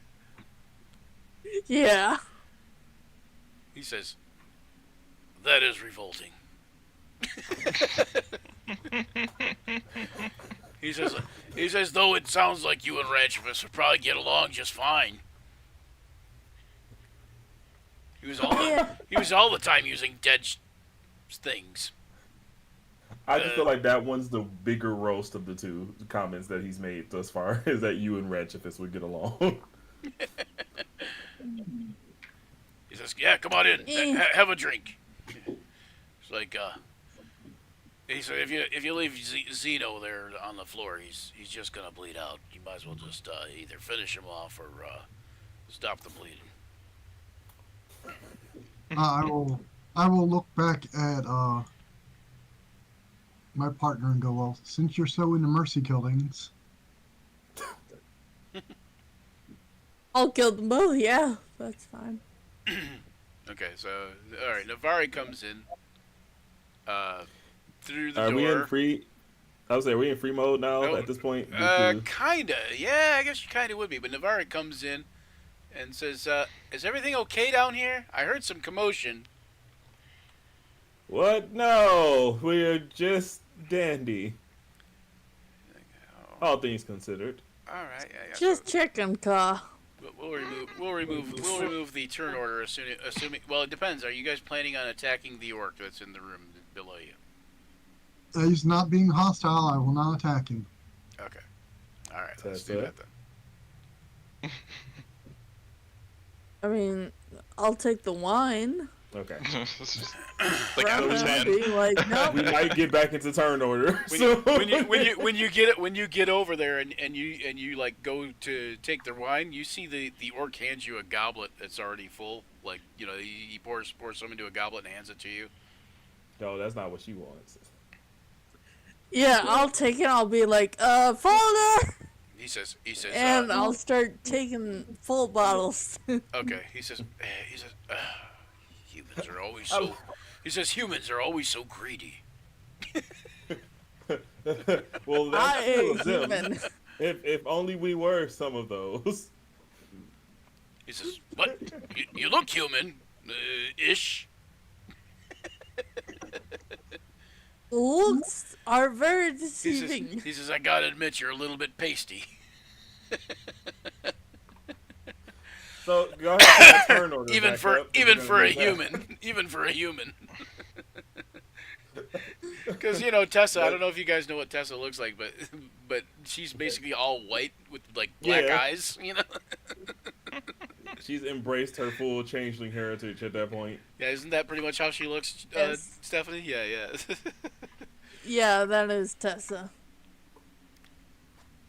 He says, "All right." He says, I feel like I need to add like a third personality or something. He looks at you guys. He says, "Hey, I was just doing a job here." He says, "Now that job's over and nobody's gonna be paying me, I mean, I know it's a big ask, but do you mind if I have dibs on the rugs?" Rugs? Yeah, go for it. I my can't gosh. really carry them. He says, "I knew you guys were good money makers." he says, "Thanks." He says, here's a couple gold too for your troubles," and he gives you guys he hands Thank you. he hands you 5 gold. And he goes Yeet. over here. He goes over here. No, he just hands Tessa 5 gold. But then he goes over here and he starts picking up the skin rugs off the floor. You guys I'll also give, notice that two to Januka and put 3 into the party treasure. now that you've gotten into this room a little bit, you know, everybody can come down into this room if they want. Kaw, I was actually going to do a check real quick. Kaw's probably going to continue searching. And Fullidar, what are you going to do? Don't leave him alone. Oh wait, where is Kaw? Seriously. Kaw just walked off, and I'm just like, hey, bud. Okay. Oh, okay. I thought Kaw was going to continue searching. Okay. What are you checking for? Okay. Fullidar? So I'm going to just look at Kaw, and I'm going to just be like, I'll take this one. And then I want to approach this door here. Hold You on. look okay. You also notice when you're looking at Kaw, you notice he is kind of beat up, kind of hurt, The buddy system. and you also notice You gotta do the buddy system. You also notice the same of the Steel Defender. Huh? How did the Steel Defender get hurt? Kaw, are you that strong? It just You guys says- got hurt. You guys got hurt from the previous battle. Remember? remember? Right, that's right. Yeah. I do look at both of them, Even and I though just kind of go like, Yeah, even though it's 2 weeks apart, it's only like minutes apart in gameplay, you know? yeah. Or hour, or not even hours. Like it's been like probably 10 minutes, I could guess, maybe. So I look at Call, I look at the Steel Defender, I'll go, I'll take this one, cover me, and be prepared to run. And I want to approach this door. And what I want to do, instead of opening it, because that seems to blow up in our face a lot, is I just want to give it like a couple of taps. And then I just want to go, is there any one of the Bahama denomination inside? Close enough. You know, kind of works okay for me. You hear you hear hang on one second. You hear, be careful. It could be a trap. I would inquire to whom you are calling the trap, yourself or me? No, I'm calling for you to be careful, good sir. And what of would I be careful? I'm saying it could be a trap to walk in here. I see. There are traps So then I all wanna- over this place. And you So I did just wanna know take you a did couple notice of- there was those pit traps right out front, but that's basically kind of the only real traps you've seen. But you have seen two secret doors since then, so. So let's go ahead and what's this gonna be? Investigation or perception? For what? I want to investigate to make sure there are traps? no traps on this door. Okay. Go you're- look at this door real good. Investigation then. If you're specifically looking for traps, it's investigation. Okay. You sure you don't want Tessa? You know, Tessa is the door master. Not the crossbow master today. But definitely today. still a door master, nonetheless. But I am going to try to be an investigator for 5 seconds and hope for the best. So I know Yes! about doors. The I've read best! all about doors. I was gonna say to roll it at advantage, but you kind of did. But I was gonna say to roll it at advantage anyways, but because he did say it could be a trap, so maybe that kind of like it heightened your senses. You know, like it lets me know. Like, oh hey, okay, yeah, that's a good idea. Let me look for traps, and so yeah, so you look, you don't see any traps. But I will tell you that with that high investigation roll that you just made, I will say you got this kind of prickling hairs on the back of your neck kind of thing. You, for lack of a better term, your spider sense is tingling. I see. And you do notice turn that over to you do Carl. notice when you're looking for traps that the door is locked. I turn What's over wrong? to Call, and I go like, quick, tell me something only worshippers of your cult would know. Cult, of course, in this being the Of my official cult? term. Yeah. Or rather, tell it to them. to apparently to follow all religions are cults. That's not untrue. To Folodar for sure, he has not joined a religion. Even his monastery, he considers technically a bit culty. You're the cult of Bahamut. But yeah, I basically just gesture over the call to do like a Q&A here, so that we can confirm that the guys inside are in fact the lost worshippers. All right, I'll come up to the door. Are you guys the priests of the Platinum Dragon?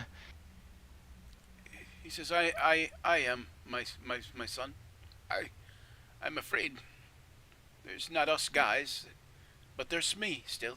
There's still me. Oh. I still persist. Is this the only entrance? He says, I'm in a cell. How would I know? Oh, He says, I think so. It's all I saw when they brought me in is one. But I must warn you, it could be a trap. I don't think. He says, I think there are others down here with us. Yes, quite of the slimy variety we found. Call. I could, with my strength and technique, blow this door down. However, I feel that this one requires a more I'm gonna huff and I buff. finesse touch. If you think so, but it might be trapped, and I don't know what kind of trap it is. Yes, he's told us quite variedly that it might be trapped. And then I look over to the steel defender because I don't know how it works, and I just look at it and go, Tessa, your services are required. You gonna command it to break down the door? So I'm commanding. I'm basically doing a wireless call through the steel defender in Trying to my communicate mind. with Tessa through the Yeah, because I have no idea how it works. So I'm just like, Tessa, this thing work? I mean, technically it's not written that way, but can it work that way? You can command it to do the force rend on the door. No, can I No, hear we're actually Foldar can't- through can't- the Oh yeah, steel you guys. defender? Yeah, you can definitely. Oh no, you can't hear him, but you can hear him down the hallway yelling this. Oh yeah, that's fair. You guys are. And You we're not guys that are far only. away. You guys are only about 80 feet away from each other, and he's yelling. And there's not a whole lot going. There's not a whole lot of other mad sounds echo. going on down here. Yeah. There's great acoustics. As I get a good amount of wine in the bag, I'll turn to Januka, being like, "Are we going to leave them? I mean, it's not like they're part of polite society, so I don't care about the witnesses."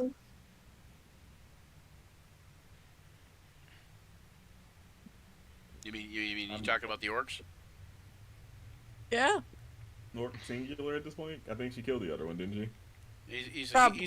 he's unconscious on the ground. Nobody killed him yet, Oh, as okay. far as I know. Okay. Well, I told Jessa that, you know, since if she's so in the immersion killings, the other orc requested that, you know. Oh, either so stop you the did- bleeding. yeah. or I'll anything. just, So you did you kill him? I'll then, just Januka? slit his throat really quick. Oh, okay. You just slit the prone one's throat.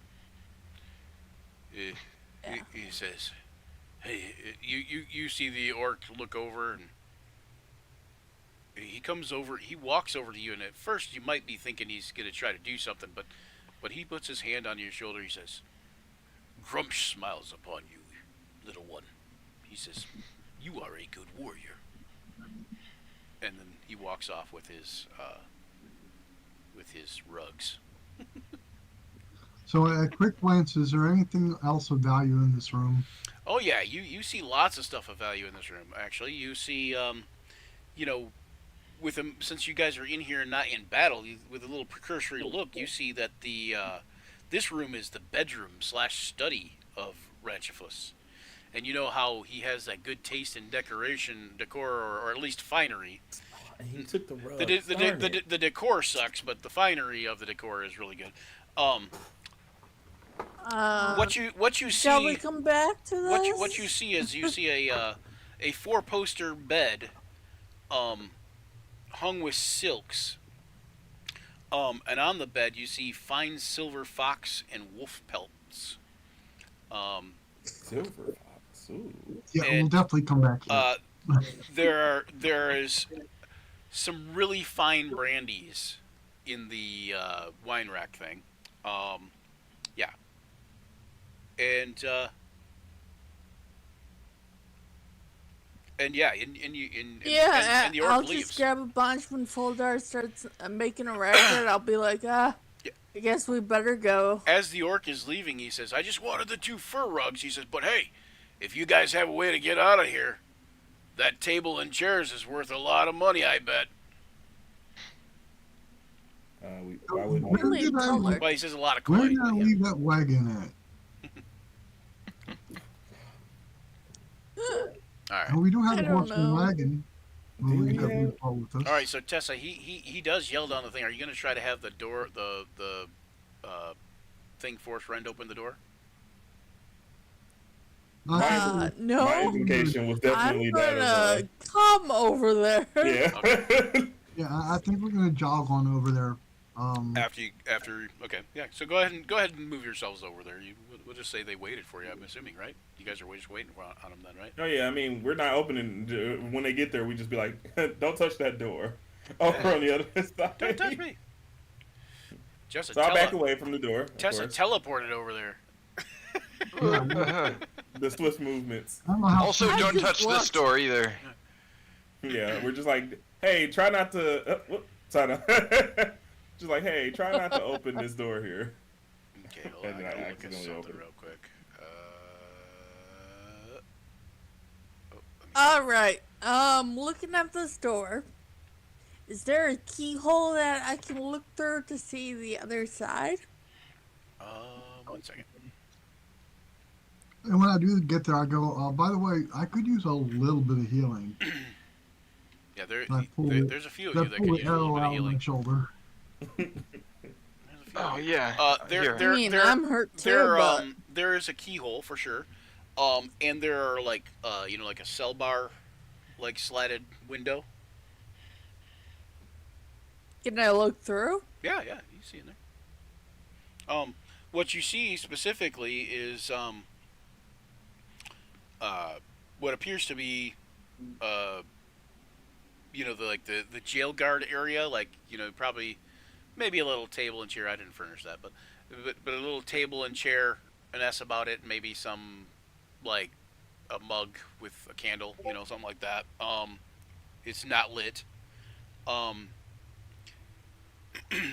wait, I take that back. It is lit by a pair of lanterns, so I don't have those on there. But the walls are covered in bizarre charcoal drawings.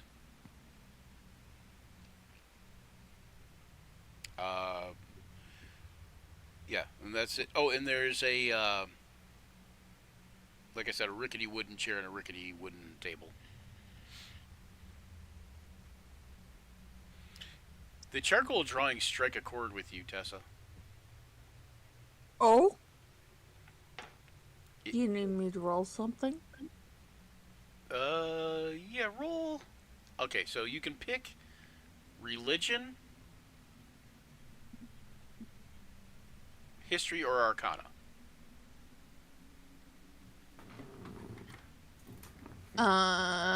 So my history and arcana are the same.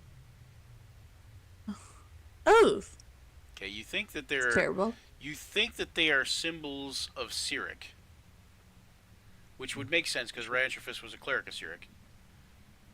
But yeah, you're not this 100. makes You're not sense. 100% sure why somebody would draw some crazy symbols. Like, there's not just symbols; it's like crazy drawings, but involving a lot of symbolism of Cyric. But it also could be Mercule, which is also another similar dead god or god of death, and also the the standard or the figurehead on your dagger.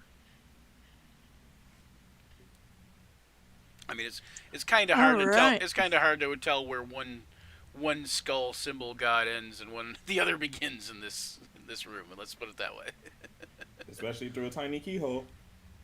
or through the jail slat bars even. But yeah, Alright. let me do a lantern here.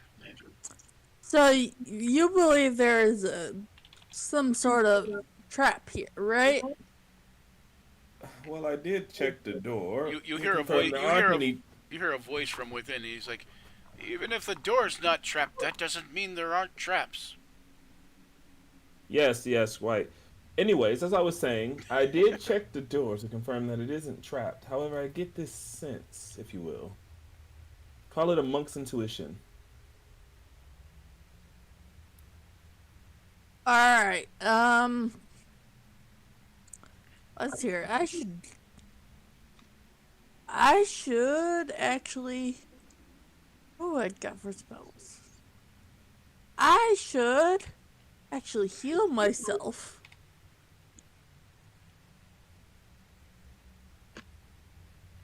I'm gonna heal myself first. Truly a wise stratagem, I must admit. Okay. Now, is everyone ready for whatever is beyond this door? Wait, I hold up. Let trust- me back up a little bit more. I trust no one as implicitly as I do you, Tessa. And then I just Back kind of up like, a little bit more. I just kind of back my way over here, a little behind the steel defender. I trust As nobody. I say that, I trust nobody like I trust you. Backs away. yeah, just like yes, Don't truly, worry, I you got are your the back. greatest locksmith.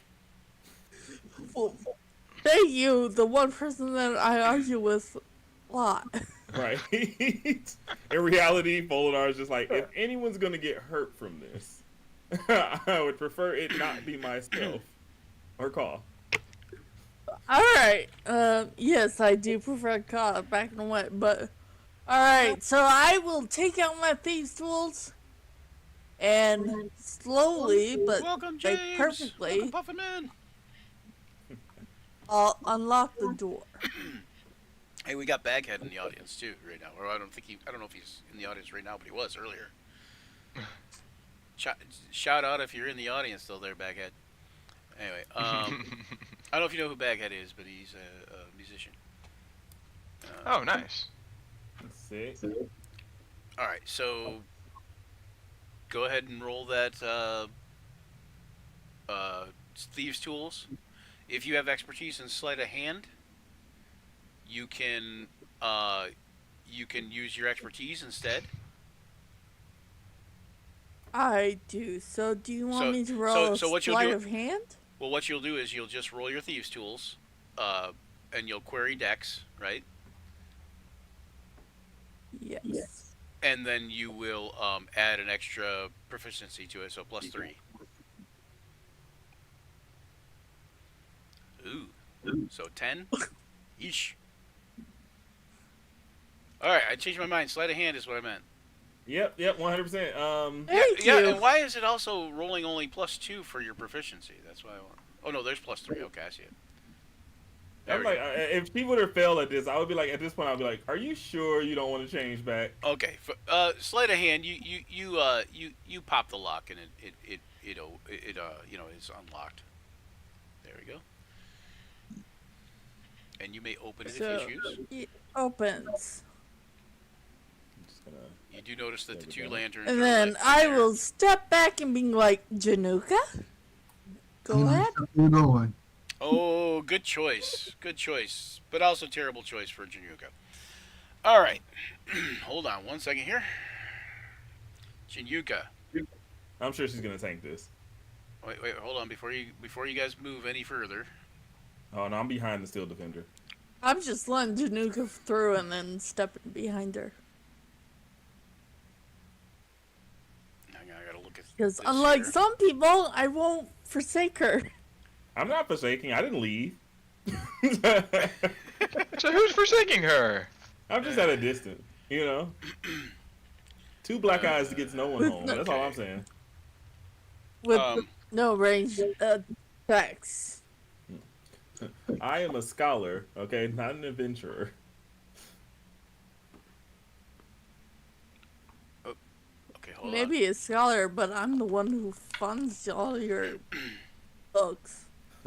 And that worries me every day. Truly. Oh, here we go. Okay, there we go. Sorry, I hit the wrong thing.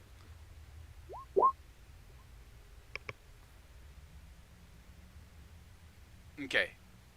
Januka, you feel a garrote wrap around your throat. Huh. You realize it's stuck in your gorget, your neck piece for your armor, and it's not able to choke you. Haha. Like this scene out of Spaceball, I go, "What are you doing?" Okay, so The immortal Januka strikes again. so you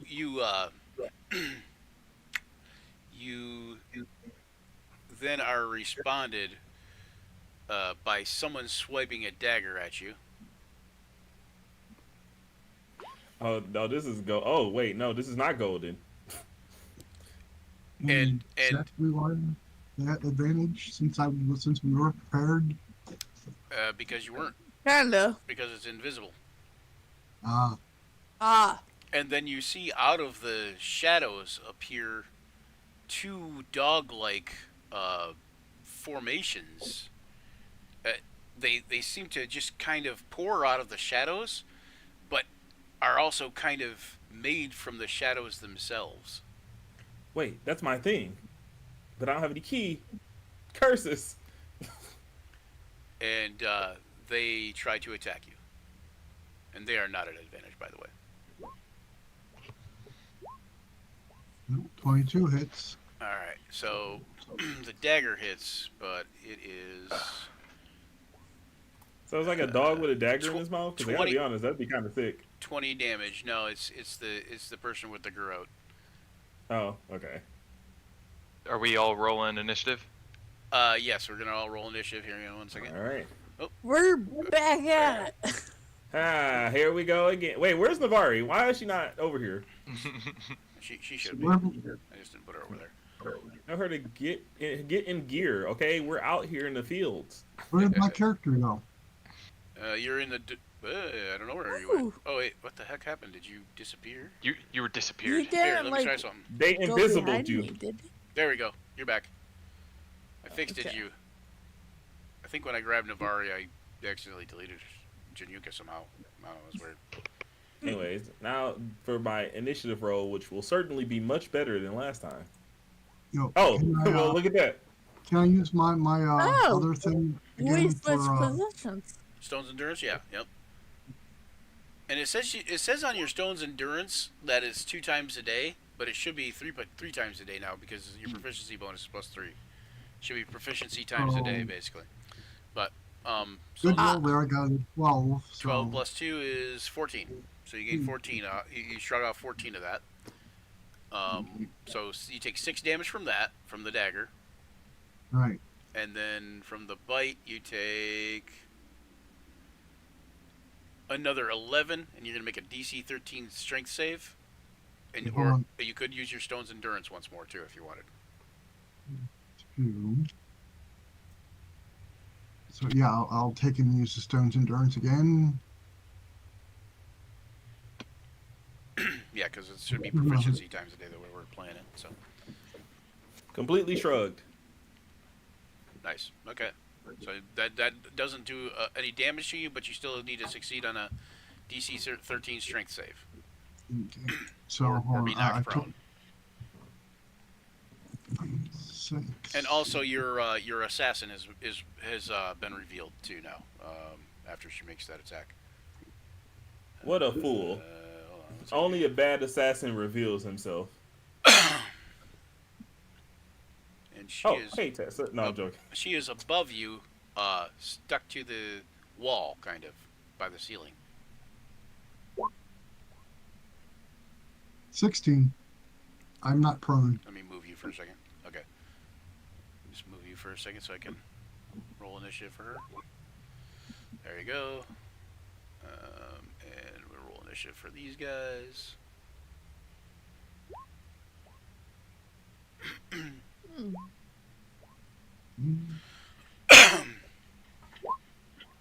Oh shit, Voladar, I didn't see where you went. Oh, yeah, nat 20. Okay, Voladar, Yes, yes. I have bad news for you. Okay. I didn't see where you went, and now I see where you are. Hold on. You've got to be kidding me. Prepare for it. Get Get You ready. got to be kidding me. So the steel defender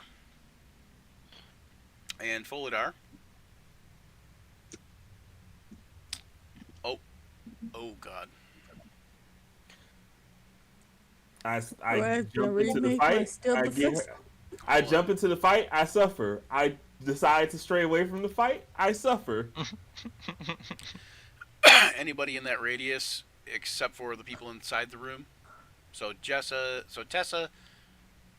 Foladar, I'm half. Navari, and Foladar. Yeah, Tessa, you'll take half automatically because you're half inside the room. But so you're gonna see if you can quarter it. All of you guys are gonna make a deck save. God. No, this is when I failed the hardest.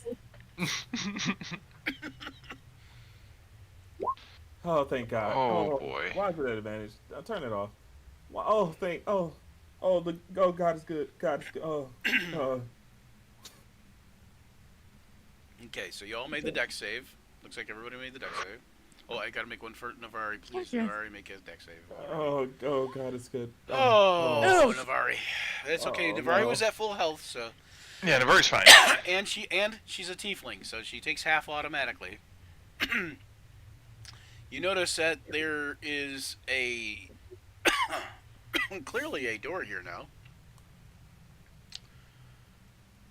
But This is why you as- should give me time to as explore and as check- runes explode, just you see these runes on the floor light up and explode and hit everybody, and everybody in that radius takes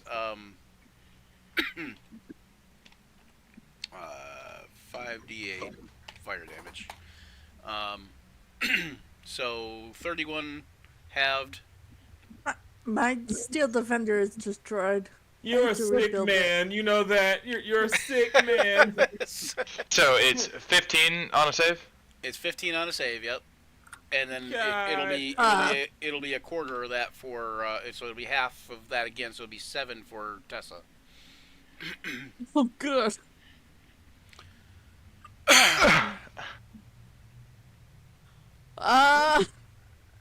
Fuldar, what did you do?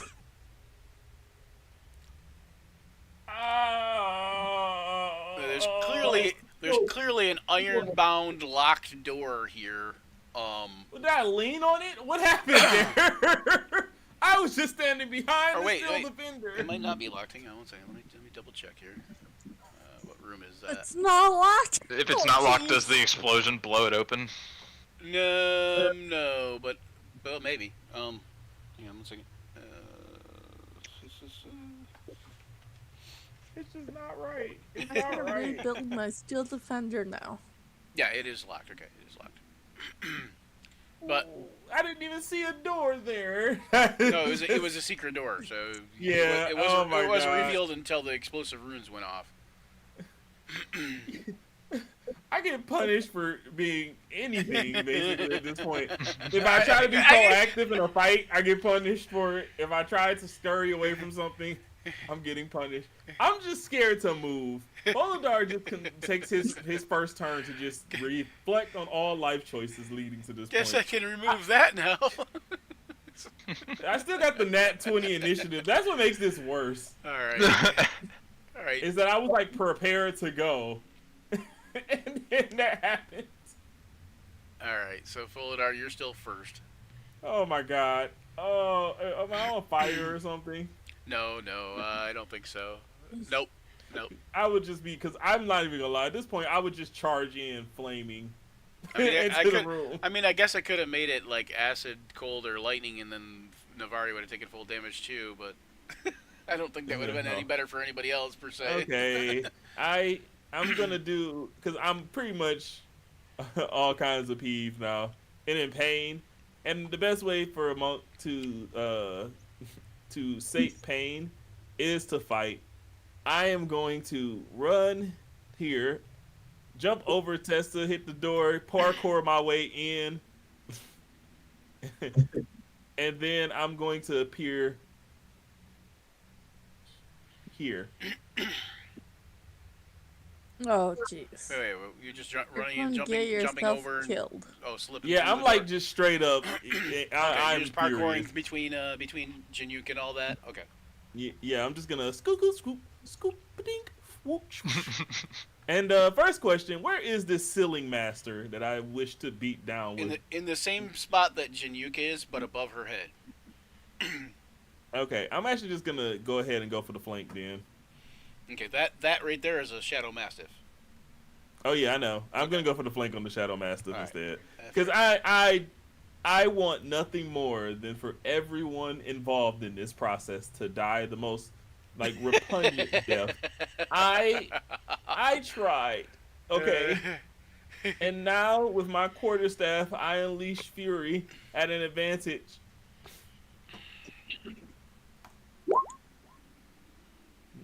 Does it pass, Dungeon Master? Yeah, it hits. I am not finished. I am going to do it again. Because I have 2. All right. That one misses. That one misses. I am moving into unarmed. You want to use your inspiration on that one? Yeah, sure. Let's do that. I mean, you're not too far off. What's the inspiration roll again? 1d6. Yeah, okay. Because I cannot. I tried so hard. It got There. so far. Oh, wait, no. Hit or miss. That is a hit. So 2 Hit or hits now. miss. I guess I never miss. There we Ooh, go. Nice. So And then 16 so far.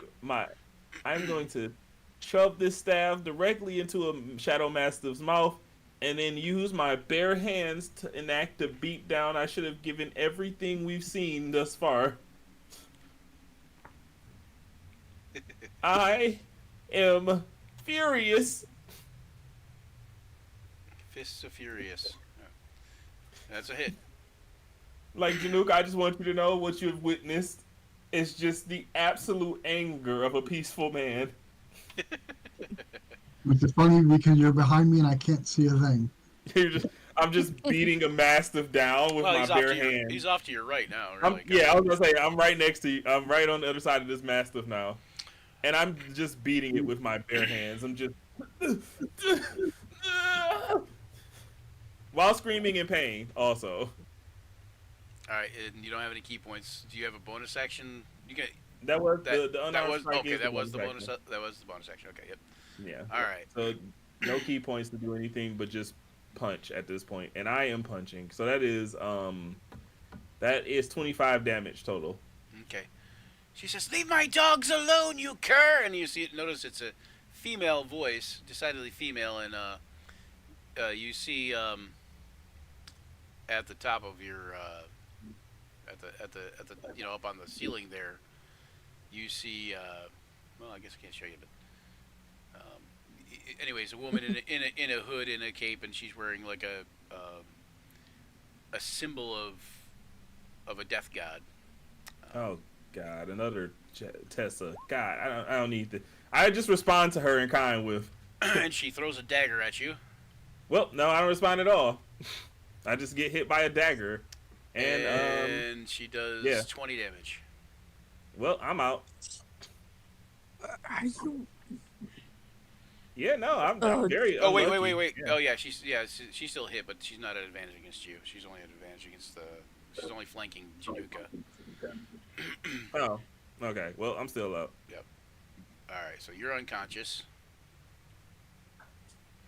We'll throw a unconscious. Yep, there we go. Unconscious. Where's unconscious? I don't know. Oh, I am just so furious at that all.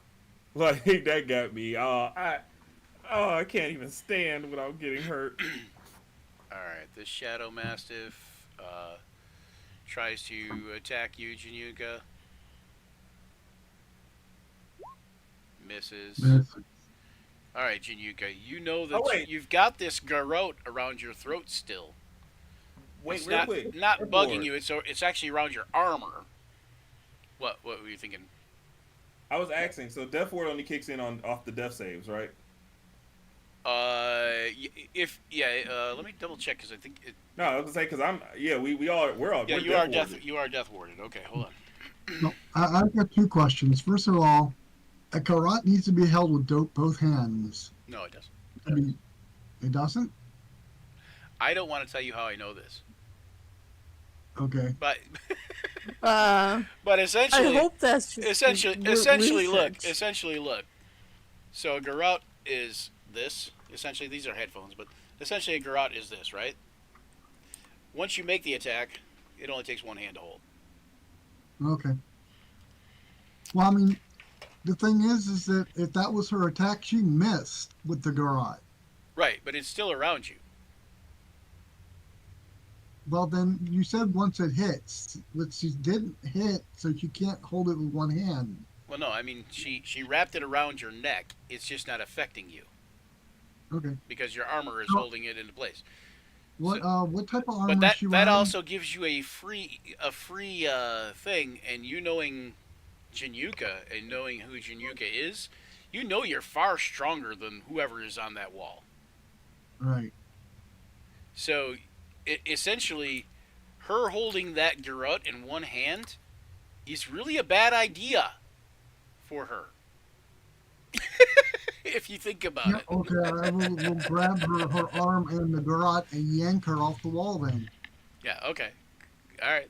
That's fine. You can even just probably grab the garrote and it'll probably do the trick. But go ahead and do a grapple, strength athletics. And it's going to be versus her dexterity acrobatics. Okay, well, just to be clear, I am still standing. The Death Ward 1 HP's me. Yeah, I was just going to do that. I was just going to check in. Yeah, you dropped to 0. Yep, you're at 1 hit point instead.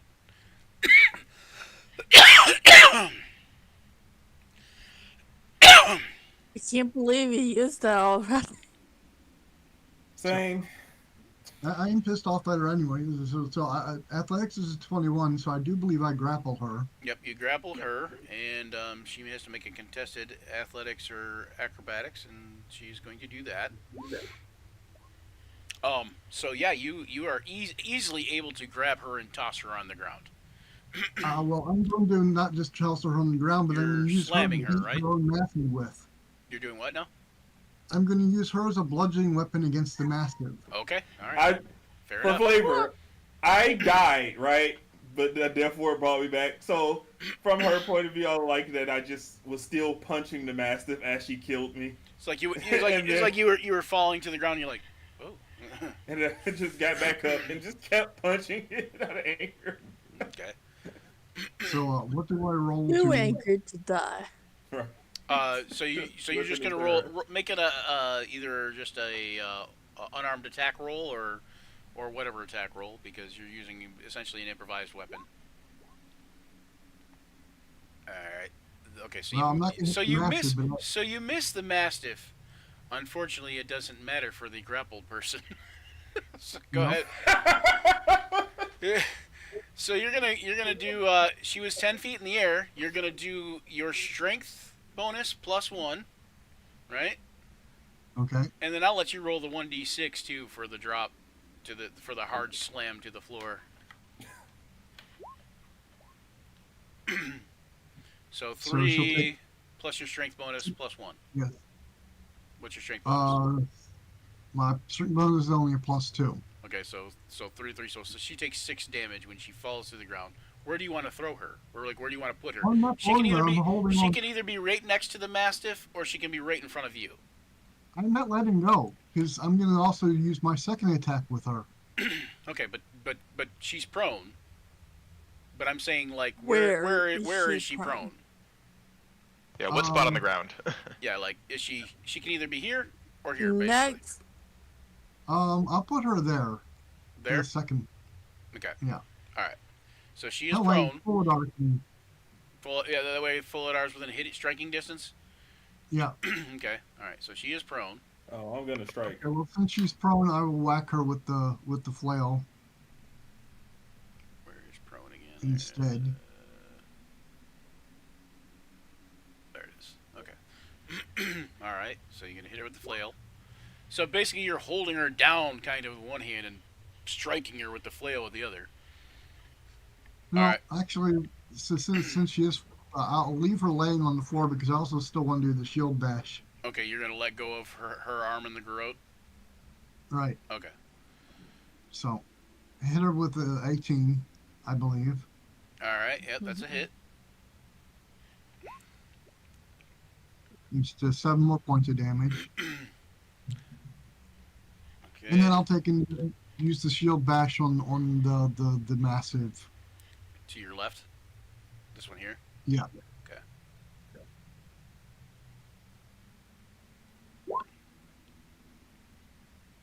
Alright, that's a hit. So, it takes 3 piercing damage and needs to roll, or it's going to be knocked prone as well. Alright.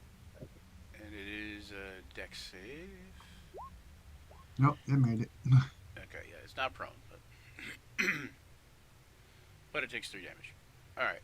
Yeah. And then the Shadow Mastiff to the north of you sees you beating on its master and tries to bite its Beating with its master. beating its master with its master.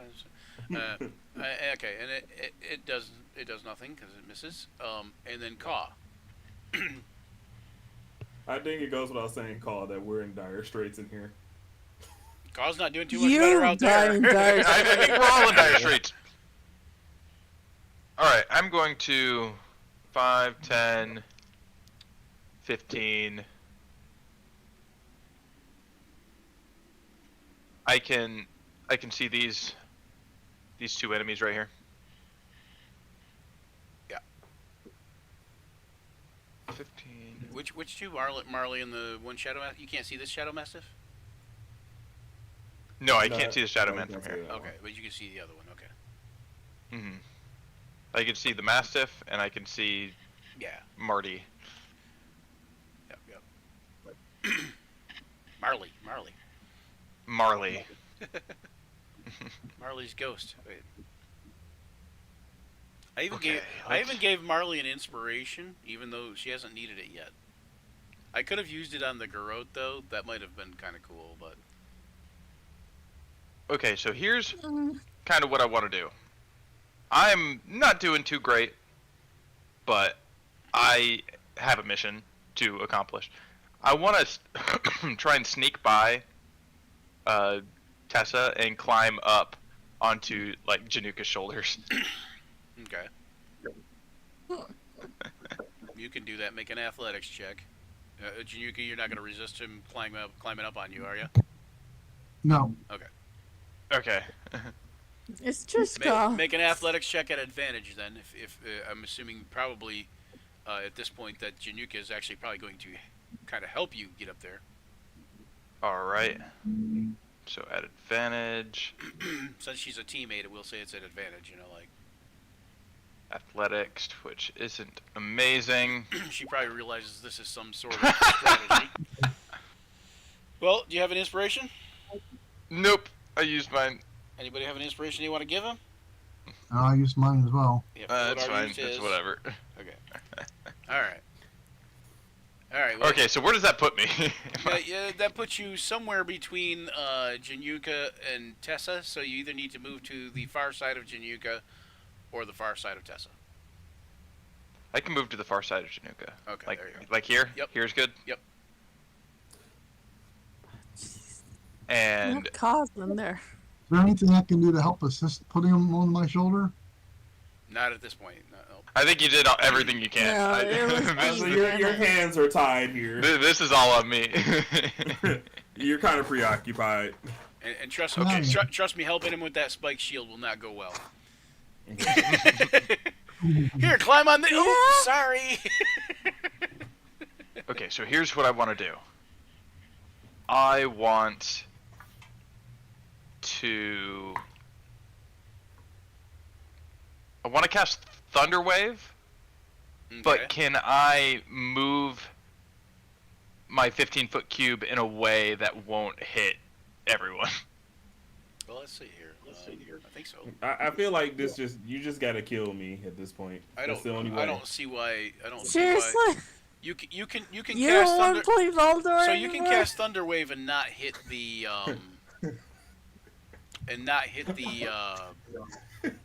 the mastiffs No matter what with I no do, problems. as Folodar, every combat is the same for me. Does it not? Like, You know what I mean? I just keep getting knocked unconscious. You can hit. I would laugh you can, if you you can end not, up you playing can the do weapon it like that and and not he's hit the the exact same. mastiffs. Can I like do it diagonally? Not without hitting Folidar. Yeah. What do you mean? Like, yeah, you can. Like if you rotated it like 90 degrees, Yeah, like can I get the corner to get in Yeah, here? it would yeah, hit but it's me. gonna hit Folidar. No, I mean like another 45 degrees. Like, I'm not Oh, sure. I see what you're saying. Yeah, I Like think with the it's still point over here. Over where? Oh wait, I Like guess. Yeah, it hits me. No matter what, it wouldn't work. Yeah, no Yeah, matter what, it's it gonna hit. hit Folidar basically. See Okay. what I mean? I'm fated. I am fated. to So do in that so case, wrong. Plan B is I'm going to cast Shocking Grasp. Dragon Grasp. Okay. Okay, that means she won't be able to take reactions, Assuming it hits. assuming it hits. I Yeah. But mean, you you got don't have advantage too. And she's also Oh prone, yeah, so you're at prone. advantage. And I Is she pack wearing tactics. armor of made of metal? She is not. Okay. But prone and pack tactics, so that's at least plus Prone one plus one? advantage. Yeah. I was like, you're Yep, close to a advantage plus 2 one. advantage. Oh here. yeah, you have you have pack tactics. Prone, and she's flanked, so it's plus 2. You have the plus 2. I thought the advantage was from the flanking. No, he has The advantage. advantage was from the prone. Well, No, hold on, listen. Oh my god, yeah, Hold on. she is prone. Hold on. That is a +2. Right, hold on, listen. So advantage because she's prone, and then so if we do the soft stacking, advantage because he's flanked, or she's flanked, and then because we do the soft stacking, advantage because he has pack tactics. Yeah, so that's +2. Okay, so an 18 18. hits. 18 does hit. Even the 16 actually hits in that case, but yeah. 15 damage. A 7 and an 8. They are both within thwacking range too. Okay, Oof. you notice he like, does one of these things and like, like when somebody gets electrocuted, but her eyes kind of roll up in the back of her head for a second, and she's like laying there, and she is very stunned and is not going to be able to move for a second. You can tell. Oh, don't worry, she'll be moving all right. She'll be moving Okay. on. That's my movement.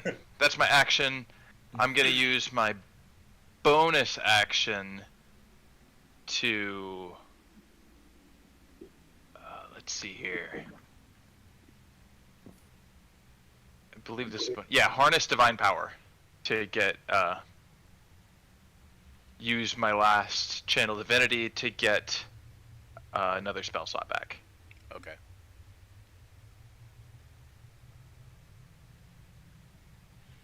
All right. Which I believe is a second level at this point.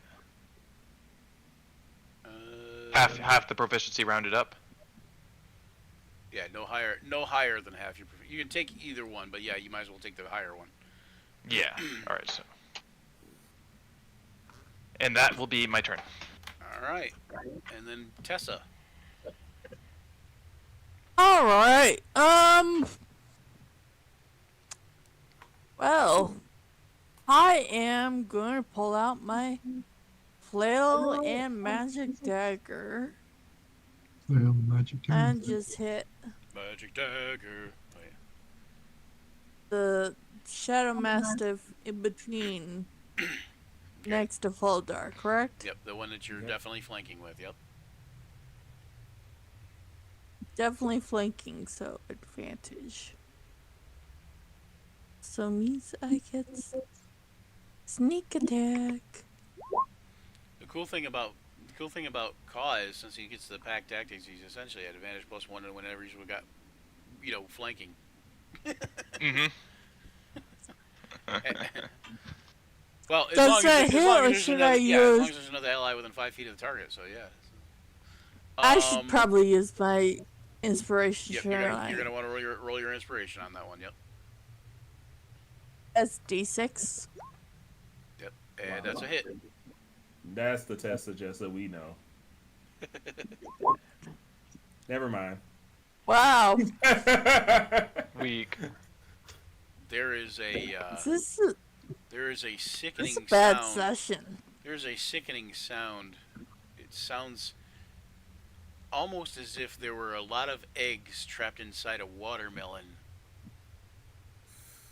And there's a crunching noise as you cave in her skull. Wait, no. I thought she attacked the Mastiff. Oh, the Mastiff. Oh, okay. I'm sorry. Oh, okay. Good. Well, okay. She's not dead then. Oh no, I got plans for Miss attack from the sky This over there. watermelon full of eggs. Okay.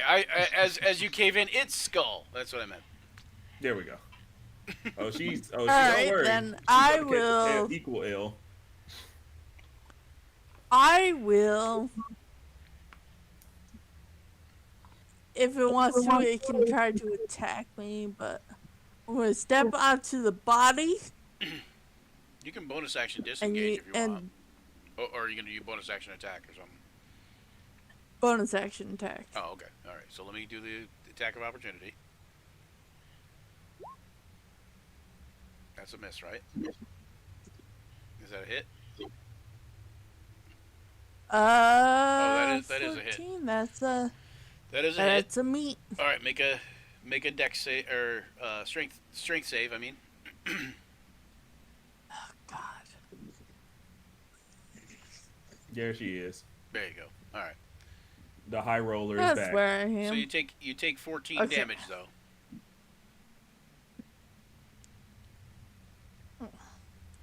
All All right, and I'm gonna get on I'm the picturing other this side. like it kind of grabs you by the arm and tries to shake you prone. You kind of shake it off, but like as you're walking away from her, getting away from it, its teeth kind of rend across your flesh, and that's why it does so much damage, kind of thing.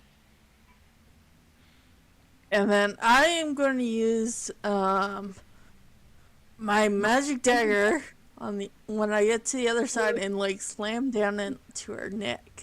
Okay.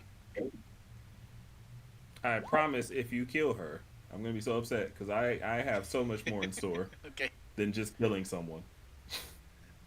So I'm pretty sure that hit. Okay. What do you think? Oh, that can't kill her. Please tell me that didn't kill her. I mean, I can tell you that. Oh God! I was about to enact some serious revenge there. You have given her the worst mercy of all. Okay, so you kill her.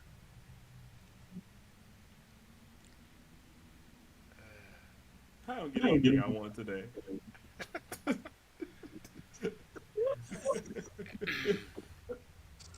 That's what you get for making fun of my net ones.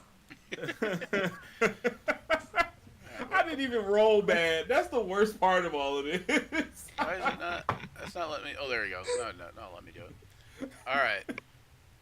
Is that it for Tessa? Yep. All right. Navari comes up here, and she kind of walks over by the door, and she casts a spell.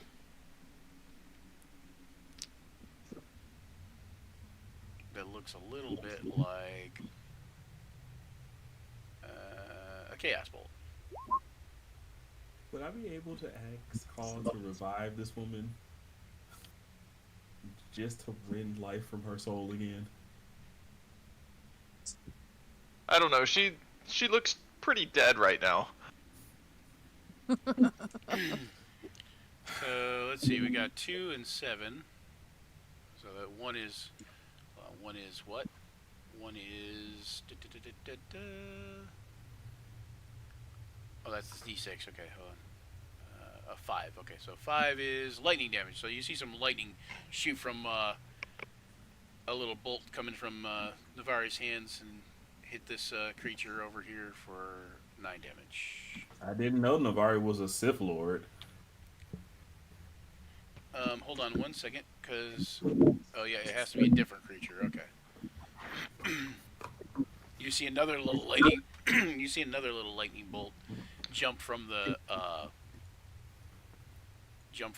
this creature here, and shoot over and hit the dead thief that's on the ground.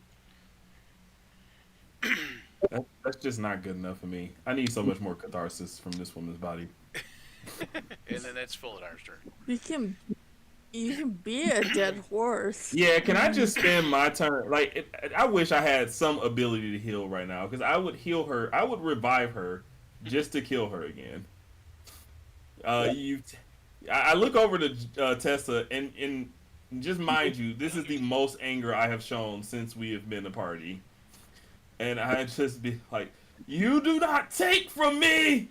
And I just pick up the thief's body, and I just am just gonna use my turn to just recklessly punch a thief's body. Okay, all right. You hear a voice. So I guess ready in action, because I'm gonna be so mad that I'm gonna be hopped up to do it again, I guess. Yeah, you hear a voice from down the hallway saying, it kind of snaps you back to reality a little bit, and it says, "Are you all okay? Is everything okay?" Also, And then it is Everything is fine. And then it is I do going turn to back be, white during this process. Okay, and then it is going to be the other Mastiff's turn, and it is going to attack at Genyuka again. And it'll miss. Yeah. Right, because you're 22, The fact correct? that 21 misses is insane. Genyuka's all armor. It's trying its absolute hardest, and this man, and Januka's just standing. She's just like, every creature that comes up against Januka just finds folly in their life. Well, first of all, look it dead in the eye and go, bad dog. That is the sickest Psychic line. damage. Right? Oh, nice burn. Emotional Dark trembling. damage. Right before you even kill it, it's just whimpering. Well, Hey, And it thanks, doesn't- Fade of the Dice. They just rated with 1 viewer. Woo-woo! That's our buddies over at Fade of the Dice. Hey. The raid has completed. so I will whack it with the shield first. All right. I'm supposed to be at advantage, but 17 hit. 17 does hit. Yes. You notice these guys don't have like much armor. They're just kind of thick hide, but they're pretty easy So to hit. roll to see if it get knocks prone. -6. Hold on 1 second. And roll to see if it's prone. It is a strength. Wait. Yeah. Strength Dex save. Dex save. Dex save. Okay. All right. Which it fails. It does. Yeah, it does get knocked prone. And then I will proceed to try to beat it to death with my flail. Beat it to death. It starts flailing around. Oh. Well, why did it go off of advantage? That hits, though.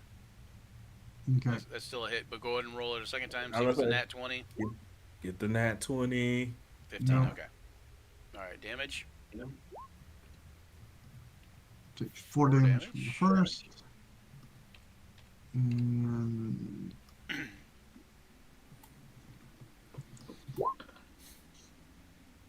Nat Oh, 20. that's a There nat it 20. is. Roll, There it is. roll that d20 again. roll d20 again. Or d100, I mean, sorry. Another 48. 48. And that was the same thing, right? That was the same thing we... Yeah, victimized. God. Okay, so Ka and Navari can both also make opportunity attacks on this thing. Not that it's gonna matter, it seems. Yeah.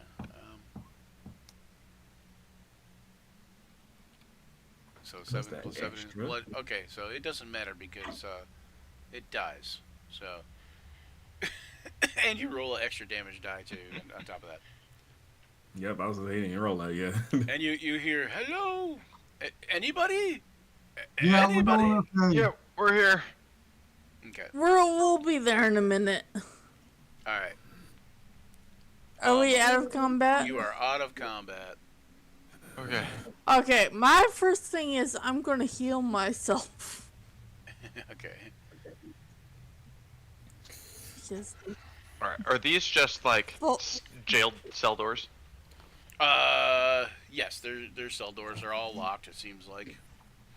Okay. You can barely you can look up and see, but barely, see in there, because your height.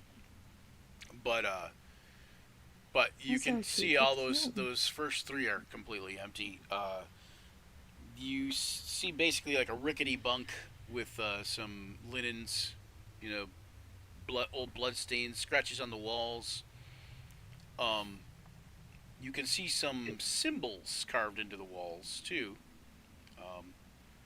If you'd like to make a history check, Sure. or just Let's. a straight intelligence check, either way. It's the same thing. oh, I have a. Oh, not at advantage. Do it one more time. So, 12. Yeah. 12. Do you speak Dwarven by any chance? I don't think so. You know that they're Dwarven runes. The Dwarven symbols. Oh wait, I do. I do speak Dwarvish. Okay, you see that there are several Nice. different runic symbols. One is orcs, one is evil plus priest, one is below, and one is snag. So I'll write those in there. Orcs you already know about. Evil plus priest you kind of already know about. But I'm guessing the snag is Snag was the probably paralyzing tentacle. Well, it was probably more warning you about the girl with the garrote, the thief there. Oh, from the ceiling. Yeah, yeah. And below was probably about the carrion crawler. Okay. That'd be your guess, anyway. All the rest are empty except for the last cell. In there, you do see a diminutive-looking dwarf male, and he says, "Oh, thank goodness you're all right." He says, "Pray tell, are you?" He gets a kind of a grin on his face when he sees like the tip of your like head kind of pop over the little thing. Oh my my my lord, thank you so much. He says, oh, I cannot think of a better or funnier way to be blessed. We're gonna get you out of here. He says, truly you are a symbol of Bahamut, my boy. If nothing else is a sign, certainly you are a sign. Oh, thank you. I greatly appreciate it. You being alive is also a symbol. He says, I think I'm the last one. I'm using my last spell to cast Cure Wounds on Folidar. Okay. Folidar is just completely feral right now. He's going completely white. And at this point, he's like barely holding on to any form of typical sanity. Well, you get 7 points back anyway. You get 7, so when she casts this 7 points on you, are you kind of like doing one of these things? Or you're like get off, I don't know.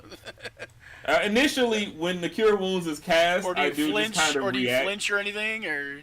Yeah, I was gonna say I do kind of react flinchingly, so it's just like as soon as it happens, I'm just like ah.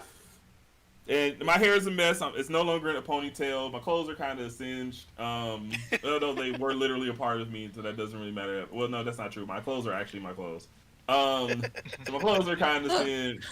I'm white, pasty, like pale white, completely black eyes. And then I just like after I shove off, I kind of start rummaging around in my bag to find a small portrait that I pull out. And I just like walk over a little bit into the corner here, which hopefully doesn't activate any more trap doors. And and I just kind of stand in the corner looking at the portrait.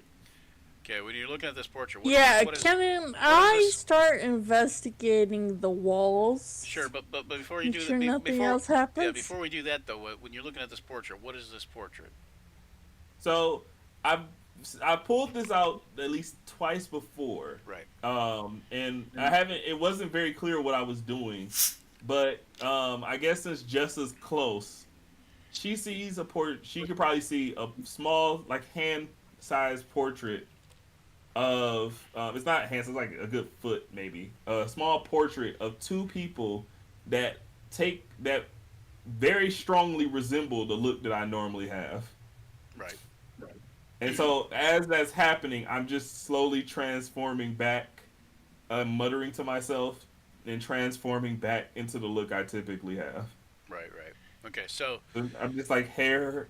So, and as you pull the portrait out and you're studying this portrait, your left hand kind of caresses something in your pouch that kind of also triggers another slight memory. And it is the golden ticket, so to speak, that you know must return to Growler's daughter. And it I have not forgotten. Kind of evokes this renewed sense of self, almost like this was rough. This angered me, this, but it also kind of makes you feel like I know what I must do, like. Yes. And then I'm just like slowly coming back to sense. So I really do start. My skin goes back to being like a nice human tan, and it's just. Tessa, as you're exploring the walls and the floors and such, you can't help but notice the boots that Marley well, you don't know her name is Marley, but the boots that this thief is wearing, this rogue, are just the finest silk, and black as pitch, but with silver threading throughout. You know that it was drow made. But it looks like it was made for a surface dweller.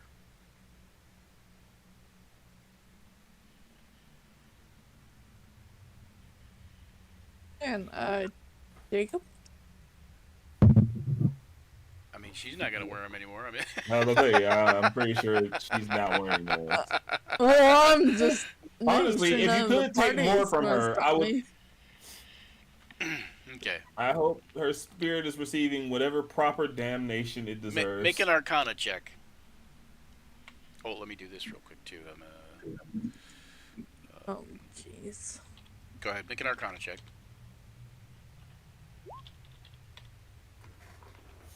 Oh, there we go. There's the high roller. Okay. That I normally am, yes. You know that these are the slippers of spider climbing.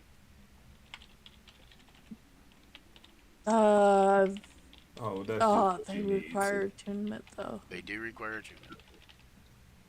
But any of you can wear them and they will grow or shrink to fit accordingly.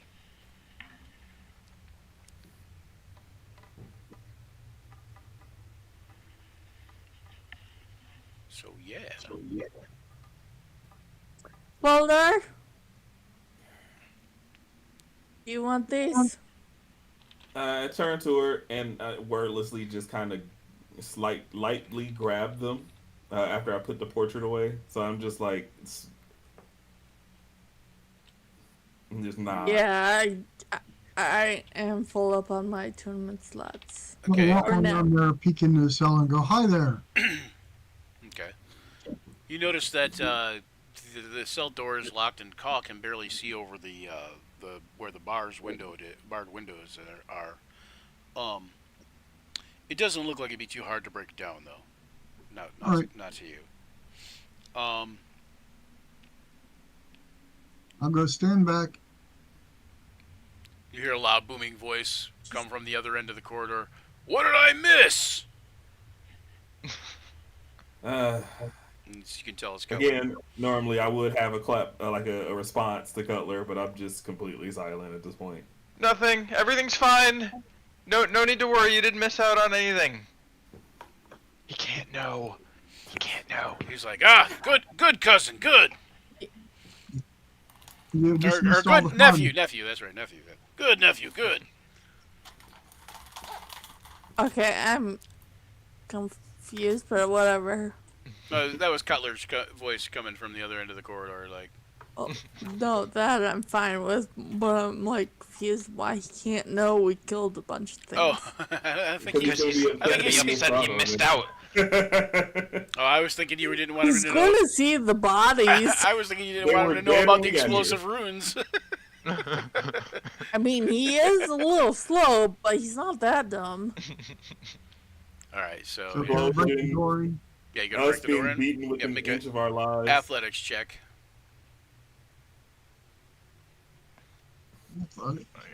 Can we clean everything up before he gets over here?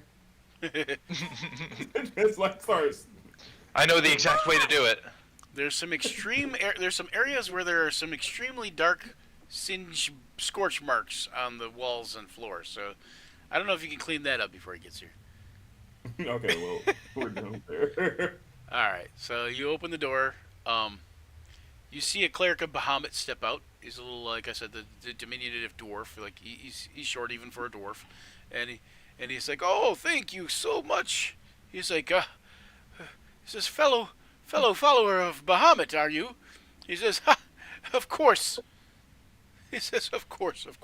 He says, "Does anyone need healing?" I think we all do. Everyone. He says, And I just look at it. I go, "No, no, we don't." As sarcastically as possible. he says, "Oh, here, come this way, and he motions for you to all come into the center room here, and he casts prayer of healing. Oh. So wait, where is he? What's going on? He's over came here. up He's here. over here. Yep. He motions for everybody to come up here, and he's I was going. already He's pretty going close. to cast prayer of healing. He's not hurt at all, so doesn't worry about him. I mean, besides being incarcerated for Yeah. who knows how long. Yeah, he's been The fed. greatest He's pain. been fed and such. So he's a little emaciated, but he's fairly well How's kept. the only one? He's a free How man is now. he the only one to live?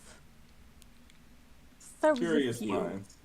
I was gonna actually. Well, I was he is actually gonna say he is thing. casting prayer of healing. So I mean, Right now, yeah, we're not gonna you kick are him off right you now. are well. with that I'm question. just saying you already know that he's already higher level than like an acolyte.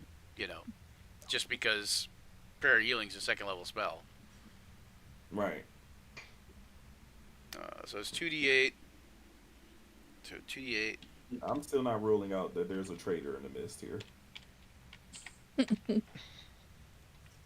Well, there is no telling what he did to save himself, so that is true. I mean, that could be true. And honestly, I'm willing to kill at this point. No! I'm willing to kill. And Folodar needs to stop ending up the martyr in these situations where he keeps dying for the sake. So you all gain back 14 hit points. Oh, yes. sweet Christ! As I gain more health, the pain subdues a little more, subsides a little more, and I'm starting to regain my senses as I've almost completely morphed back into my look. And you see Navari. She walks over to Folidar, who can clearly see. She clearly sees you're concerned, or distraught, and she just goes like this. She kind of like waves her hand over your head like this, kind of like almost as if she were going to wipe your hair back. But all you do is you feel this just a cool wind graze over your brow, kind of like cooling you off, kind of thing. The greatest form of pity. Truly appreciate it, but I shall be fine. No worse for the wear. She looks at the bloody the bloody flail that Tessa's carrying, and looks down at the mastiff and kind of shudders a little bit.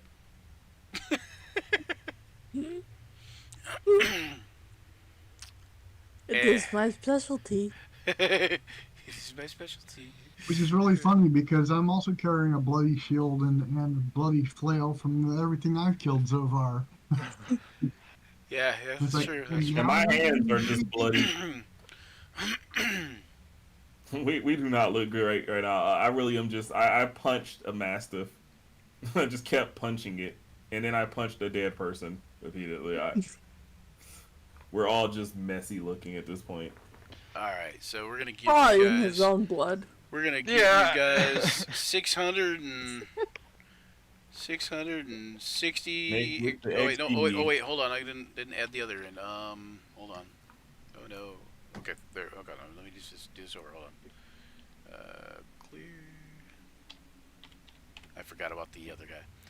Plus, With the other guy. the guy you saved.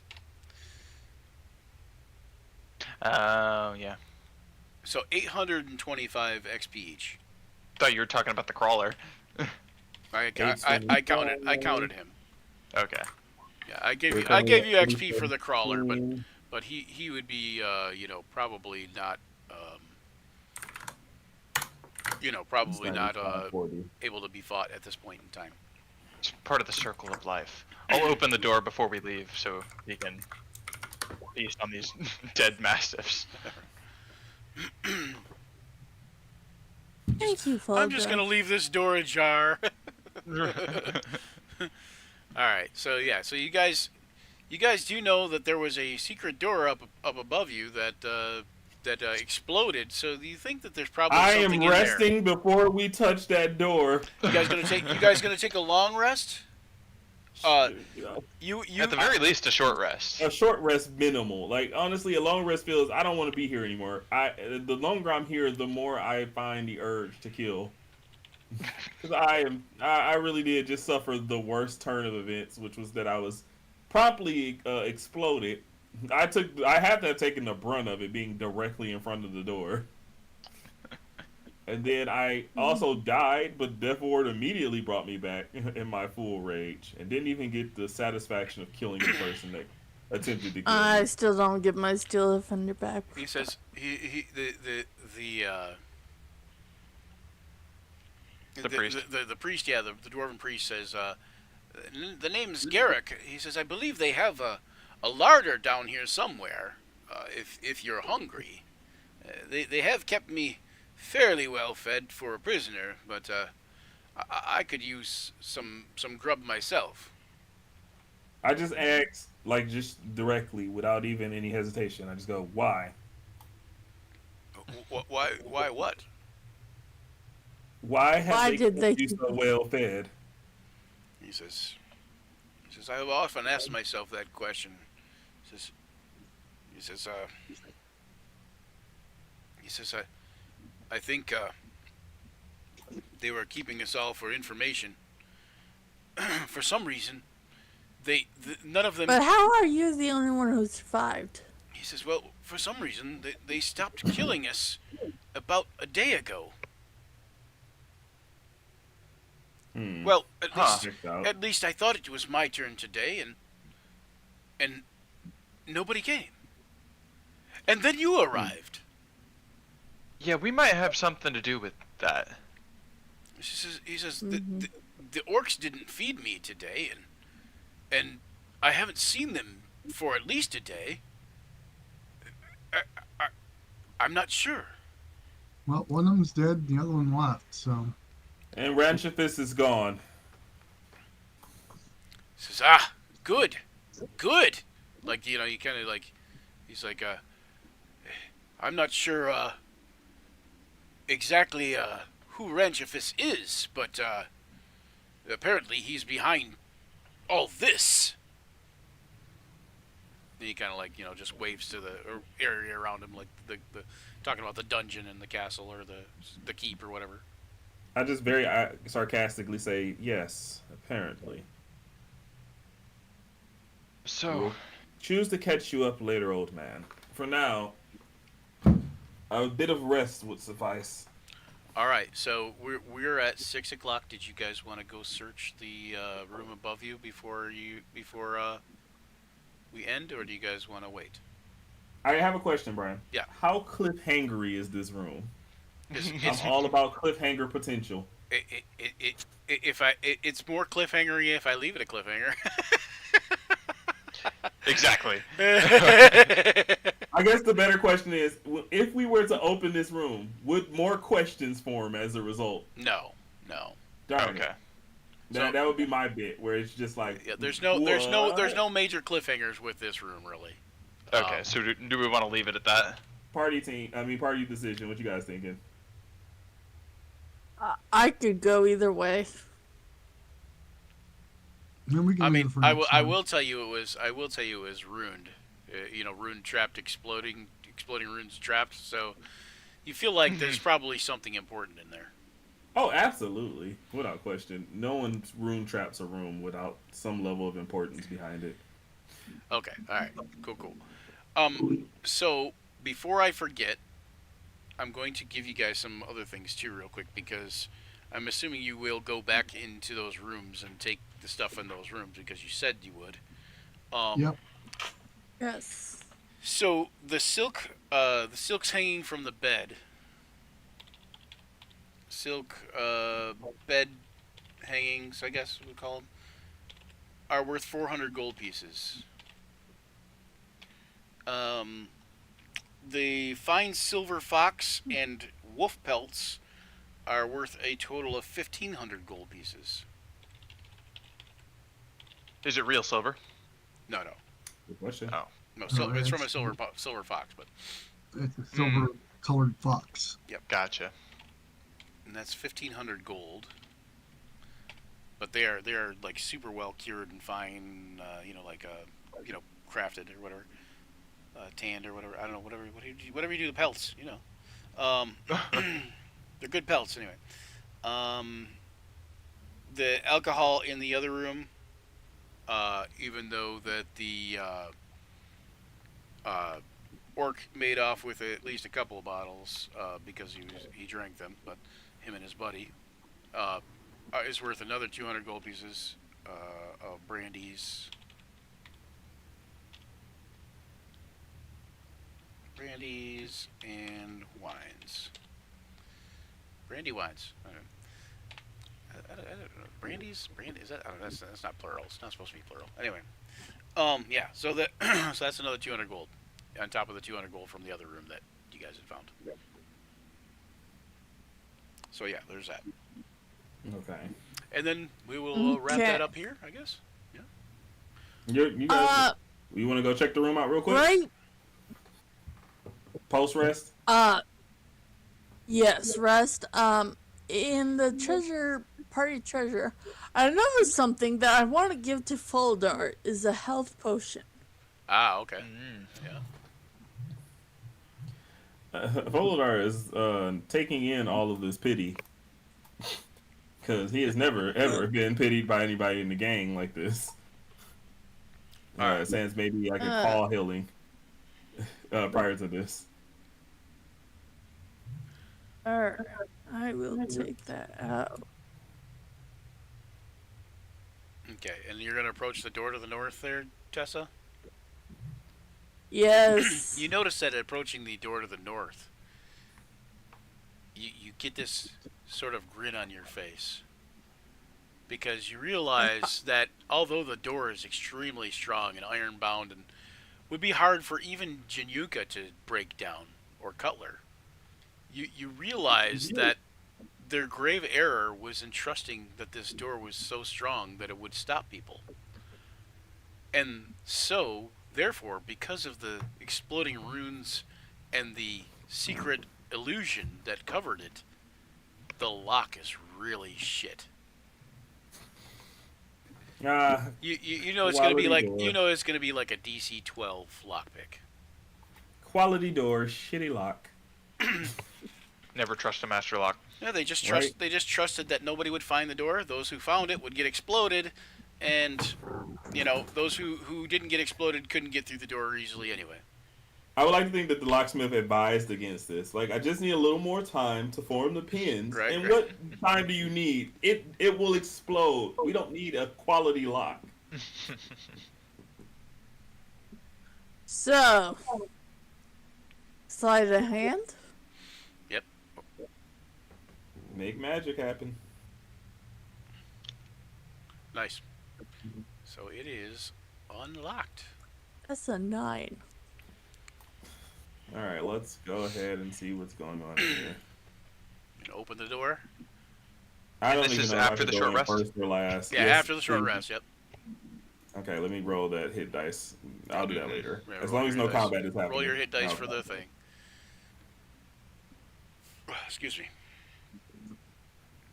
I believe this is your specialty, Tessa. The chamber behind the door is an old treasury, the old treasury of the keep.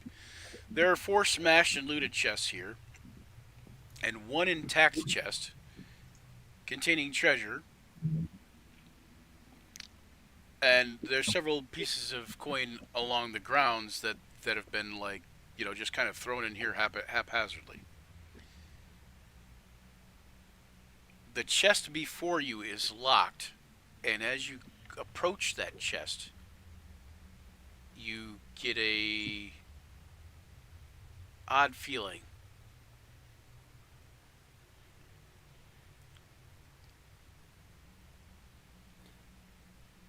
Want me to whack it once to make sure it's not a mimic? At this point, I'm just fully expecting it to be a mimic, and and Polar just goes I just have my bow staff prepared to tap the chest. Tessa, are you going to do anything?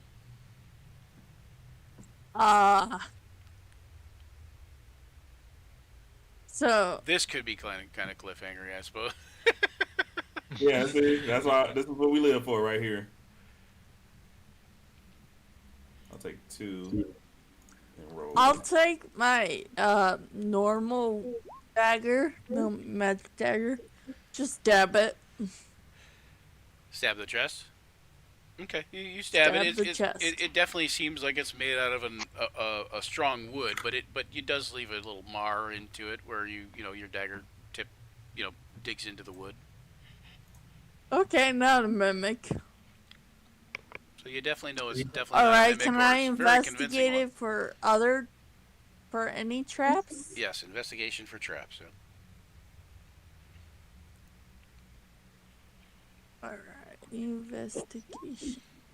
And I'm good on key again, so now I can actually do something if something goes wrong. Okay, you do notice that you are severely glad that you checked for traps. You see that inside the lock, there's a mechanism that triggers some sort of trap. And as you're investigating, you notice that the chest lid has some sort of poison needle trap inside. Why would someone go through Poison. all of the necessary torture to set up such an elaborate set of traps for such a small prize? You know that if you don't disarm the traps, which is going to take a sleight of hand check, that it is probably going to be very, very damaging, if not lethal. All right, I will disarm the trap. Oh God. Okay, you disarm the trap.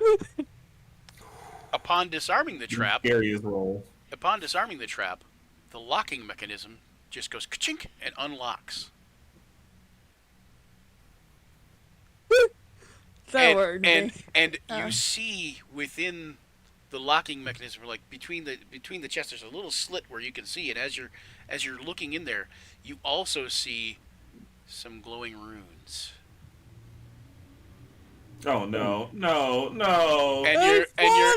And you know you cannot open this chest because you know what will happen if you open this chest. And you know it will be very similar to what just happened in the hallway earlier. I will step back. I'll step into the hallway and be like, "Hey, Foldar, you want to open it?" I'm actually going to. Oh, jeez. The blocking of the raid? I don't know what that means. I'm at this point. Folar is at this point now where he's just like, there's something in this chest worth so much rigmarole, and it would fail me to not at least investigate that. So Folar is going At to. least I gave you the health potion. I was about to say, Folar is actually going to examine it very quickly here. I may have some options that I can use to my disposal here. If anyone who has Arcana, Tessa, if you had Arcana check, you could do an Arcana check. And then Foladar, if you have Arcana, you can do Arcana. Yeah, I'm going to take a good look at this one. Foladar is learn it, but reminder that he is not a magic user, so his Arcana is all book knowledge. Right. I can give you guidance. I do have proficiency in it too, and I'll take that guidance if possible. Thank you. And also, I'm gonna get out of the room. Smart. Let's see here. Arcana, proficient. Okay. That wasn't supposed to be an advantage. Let me roll that D4, but it feels like it doesn't matter at this point. 11. 11? Was that with proficiency? Yeah, it was. Wow. Okay, so hold on. You're not 100% sure. You do know that they are some sort of explosive runes. Let's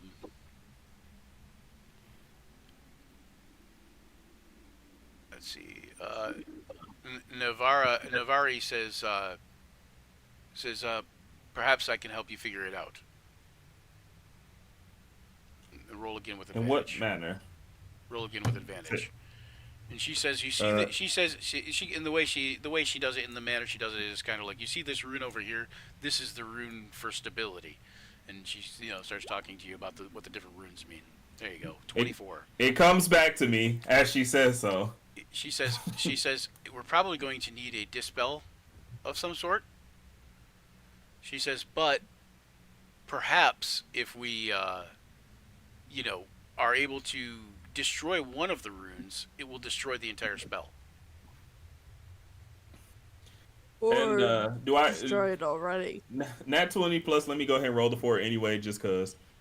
The So nat- would I happen to know of a way to destroy runes? Yeah, you can just kind of rub them out, scratch them off with a weapon or like a piece of chalk. Type, maybe not a piece of chalk. Depends on how they're written. In this case, they're just magically there, so you would have to kind of scratch them out with a weapon or like alter I, them with like some kind of magic powder or whatever, something along those lines.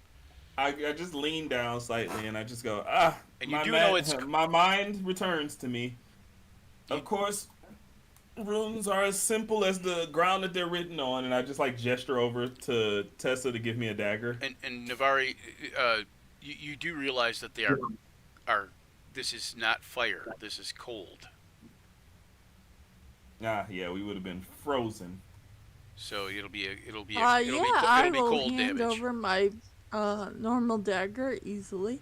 And so I take her normal dagger and I just scratch out one of the runes and carved in. We'll call that as part of your amazing Arcana check. There, we'll say that you scratch out one of the runes. You see the lights of the runes kind of flicker, and then fade out. I've kind of missed simplicity, and then I give her her dagger back. All right. And that should do it. Now you know it's unlocked. You know it's not trapped any longer, or at least the trap has been rendered inert. But we don't know anything. And you Do you still want me to open it? And you notice that I you rendered the runes. I'll open it. I just open it because I am the one still just. I'll just go ahead and open You're it. gonna open it? Okay. Yeah, it's gonna turn me into dust or something. Inside the chest, you see 3 magical bags. You see 1,420 silver pieces. Okay, that is going. Is that in all 3 of the bags, or is No, that like that's outside of the bags. You see 1,420 silver pieces. 945 gold pieces. 285 platinum pieces. Platinum. A small pouch of gems. And to your best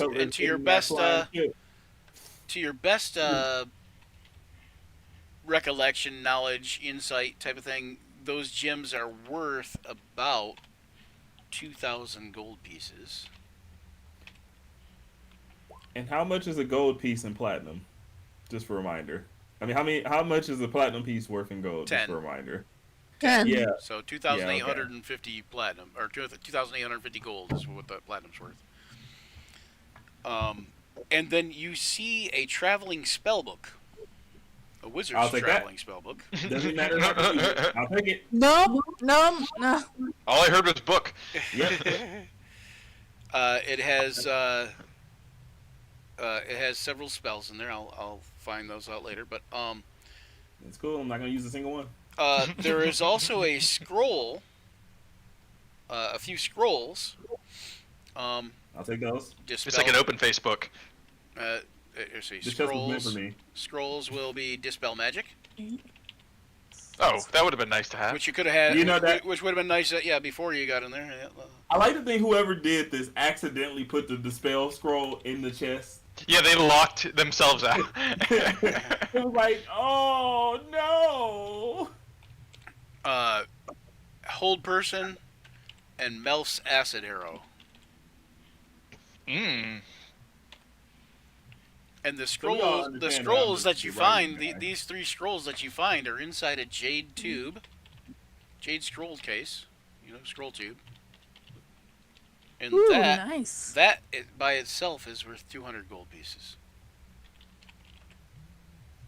Okay, Wow. so I think we can say that I'm definitely the book guy, right? I'm definitely keeping anything with the written word on it, on premise of the fact that it is having the written word on it. But So these small bags magical. I, he did say they were magical bags. I was gonna say I give the money Yeah, to they were magical Tessa. bags. The three bags are magical. Yep. Oh yeah, I'm not letting you keep that money. I give the money to Yes. Tessa, and I just kind of give her like a look, like a very serious look over. That's just like, Sprinkled in amongst the floor, like this, just all over the floor, essentially, is the following: oh yeah, more money. Oh god. Oh wow. 710 copper, 1,525 silver, 87 gold, 6 art objects worth 25 gold pieces each, and then including what those art objects are. Amateurs. And there's also more magic items. There's some oil of slipperiness, some dust of sneezing and choking. Clearly marked dust of sneezing and choking. Danger. That's funny. Potion of animal friendship, 1 scroll of meld into stone, and 1 ammunition plus 1. You guys can choose whether it's crossbow or bow, because most use crossbow, I think. And then a potion of resistance. So I do want to take a look at that locket, I almost called it a locket. What is that? It says it's a locket. Yeah, it is a locket with a painted portrait inside. What is that painted portrait of? Oh, the gold locket with the painted portrait inside. Oh yeah. Hold on. Oh, okay. I know what this is. It's a picture of my parents. No, I'm joking. It is no. It is the when you open it, it is a portrait of a silver dragon. I think these might be their belongings. You're going to have to be a little more detailed here, Carl. The priests they killed. Now, why would these be inside of a chest? No, this is These stuff are that's on the floor. floor. Because they would have From a broken yeah, it's in the treasure room, but it would be because they wouldn't just leave the items on the people that they killed. You know, they would take them and put them in a treasure room or storeroom somewhere. What exactly So is obviously yours? Ka knows this, so What? I just throw Is it the locket okay? at Carl. Ugh. Hold on, wait, 1 second. What was the question, Daniel? What is an ear? What is a what? It says 2 silver ewers. Oh, ewers. Oh, they're like decanters, like carafes. Specifically, an ewer is usually the ones that you have like on a nightstand with a bowl that you'd pour water in to wash up with. Okay. Are those real silver? Yes, those are real silver. They're worth 25 gold each. I see that you guys had a favorite color. Yeah. Yeah. Yeah. You mean platinum? Yeah. We've seen the silver fox, the silver coins all over. In the Well, the bag. silver is just. There's a lot of things I could do with silver. Yeah, platinum. Just, yeah. I'm glad you noticed. And that's basically so all am I there is. collecting this money or and Yeah. stuff, or Do your- are we Do your thing. burying this stuff? We could divvy up the money, are we doing? and then everything else will go into the treasury. Are the bags of holding or something like that? Do what now? Oh, the Are bags. the bags What? The holding? bags actually are bags of holding, and there are 3 of them. Well, I will definitely be taking one I will and take putting one. all the writing material in it. And then Ka, you should probably take one too, because like that way, there's now 4 of you that will have a bag of holding. Yeah, sure. I'll take a bag of holding. Yeah. Because Tessa. These are the pouches of gems. No, the pouches of gems is just a pouch of gems, but the They're 3 just magic. magical bags were the bag of holdings. Okay. I didn't write those in there, but here I can put them. 3 bags of holding. By the way, rescuing Garrick was, and his name is Garrick, the Garruk, and then it's oh no, that's not the right way. Garruk Proudstone.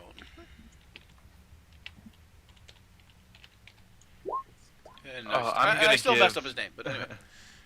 I'm gonna give the golden locket to Garrick.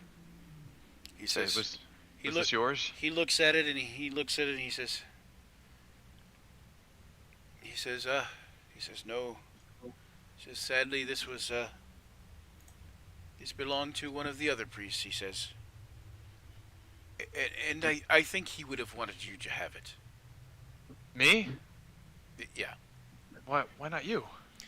He says, well, I am a follower of Bahamut, but perhaps you could return this to...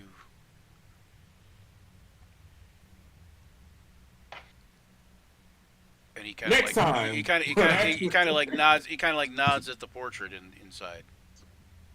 Oh.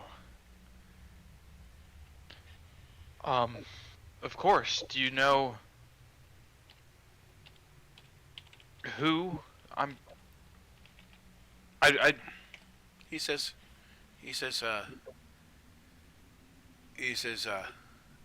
Jacob loved Illavanther very much. He says, her name is Illavanther. They were. You could see tears like misting up. He says they were lovers. Truly a tragedy then. Another family broken up by bloodshed and violence. He says, you see him mist up a little bit more, like a little tear starts to run out of his eye, and he says, Jacob was strong. He made it to yesterday. Okay. I'll make sure this makes it to where it needs to.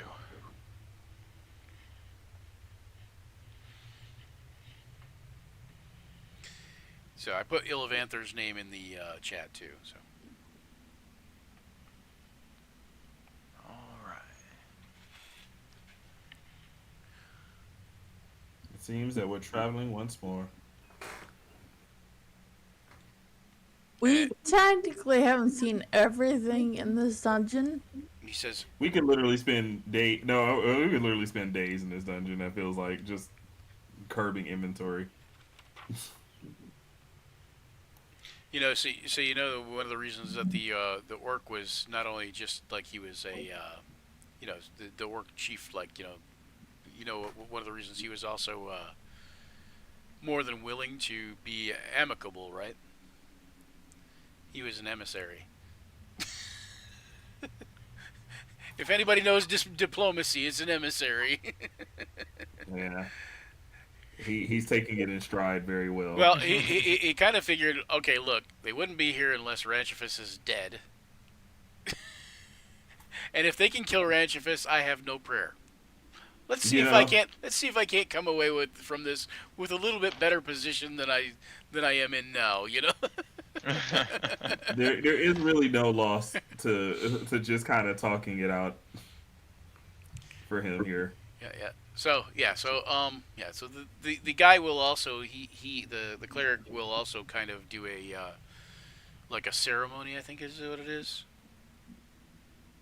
If you guys want to take a long rest, but if not, we will be back later for next 2 weeks or whatever. And I think we owe it to Cause to participate in this ceremony. The ceremony which he does is this the consecration? You guys can, you guys. Oh shoot, I forgot about that. So you guys, if you guys take a long rest, you guys will have time to reconsecrate the thing back to Bahamut also. Mm-hmm. And also, he is going to essentially perform a dedication. Oh. But he is going to perform it on you. Since you're already kind of pretty much dedicated to your god anyways, but he's going to perform it on you. And he's going to perform it on anybody who wishes to be dedicated to Bahamut's surface. After seeing everything that I've seen, I have no desire to worship a god any more than I did before. Sorry, I'm already committed. Okay. Sorry, I'm not a one person. You're not a two-timer? I like my freedom. I thought you were going to say I'm not a two-timer. My God, I don't doesn't cheat on really my God. care what I do. I don't Fine, more for me. Okay, so for the I next... like my freedom. More worship for me. So he also gives you enough holy water for one vial each. Oh, nice. I thank him. And he also does the rededication to Bahamut for you, which for the next 24 hours after your long rest, you can roll a d4 and add that number to your saves. All right. And then of course, I keep forgetting the reconsecration. Hold on. Is everybody So this is constituting a long rest, right? Yeah, long rest. Is everybody going to kind of pitch in for the reconsecration? I know some of you will kind of stand off a little bit, but at least kind of help clean up or anything like that, or no? Sure. Yeah, I'll definitely help, but we Yeah. also need to address that there's still a very crazy giant centipede in a room. But other than that, I would like to go ahead and attune those spider climbing boots. Okay. Just give him a body. He won't bother you. Right? Yeah, just toss him one of those bodies. He'll be okay. It's the circle of life. Okay. We open the door, we toss it into massive bodies, and then he's close not the as door hungry again. anymore. That's right. That's true. He's just like, I'll leave you guys to it. Okay, so whoa, what the heck happened there? Okay. There we go. Okay, you guys each get another 420 XP. Oh, Yes. nice. Sick. That brings us up to So almost 10,000. So that was 420 and 99.60. 99.60 is what you were at. Let me find color. That's where we're at now. Yeah. Let me find color. See where he's at there. Oh yeah, color. There he is. Oh. I was gonna say blaze it, but I feel like the moment's passed. Brian, Yes. in that magical item list, you say potion of resistance. Yes. What kind of potion of resistance? Yes. It just resists things. Necrotic. Ooh. Necrotic. Okay. That's very helpful in our line of work. Yep. Okay. Well. Did she destroy it? I just thought it'd be funny if Tessa destroyed it because it means resisting her and her undead minions. There You is no don't do resistance. necrotic yet. There will be no resistance. She's just like, can't have that. The boys at Big Pharma wouldn't be happy about this one. Nope. Oh, 99. Okay, 99.60. Yep. 9960. All right. And then there we go. And then yeah, so that's where we're gonna leave off today. All right. And yeah. We have a god to talk to next time, and I've got some things to say. Right. All right. Well, thanks for joining us here on Action Surge, where imagination collides with the roll of the dice. We battle fearsome foes and forge unforgettable memories together. As the session draws to a close, remember, your journey never truly ends. Keep rolling those dice, weaving those tales. Farewell, adventurers, and don't forget to check out Action Surge 5e on all the platforms, including Twitter, Facebook, YouTube. Give us a like and subscribe. And until next time, may all your actions surge. Woo!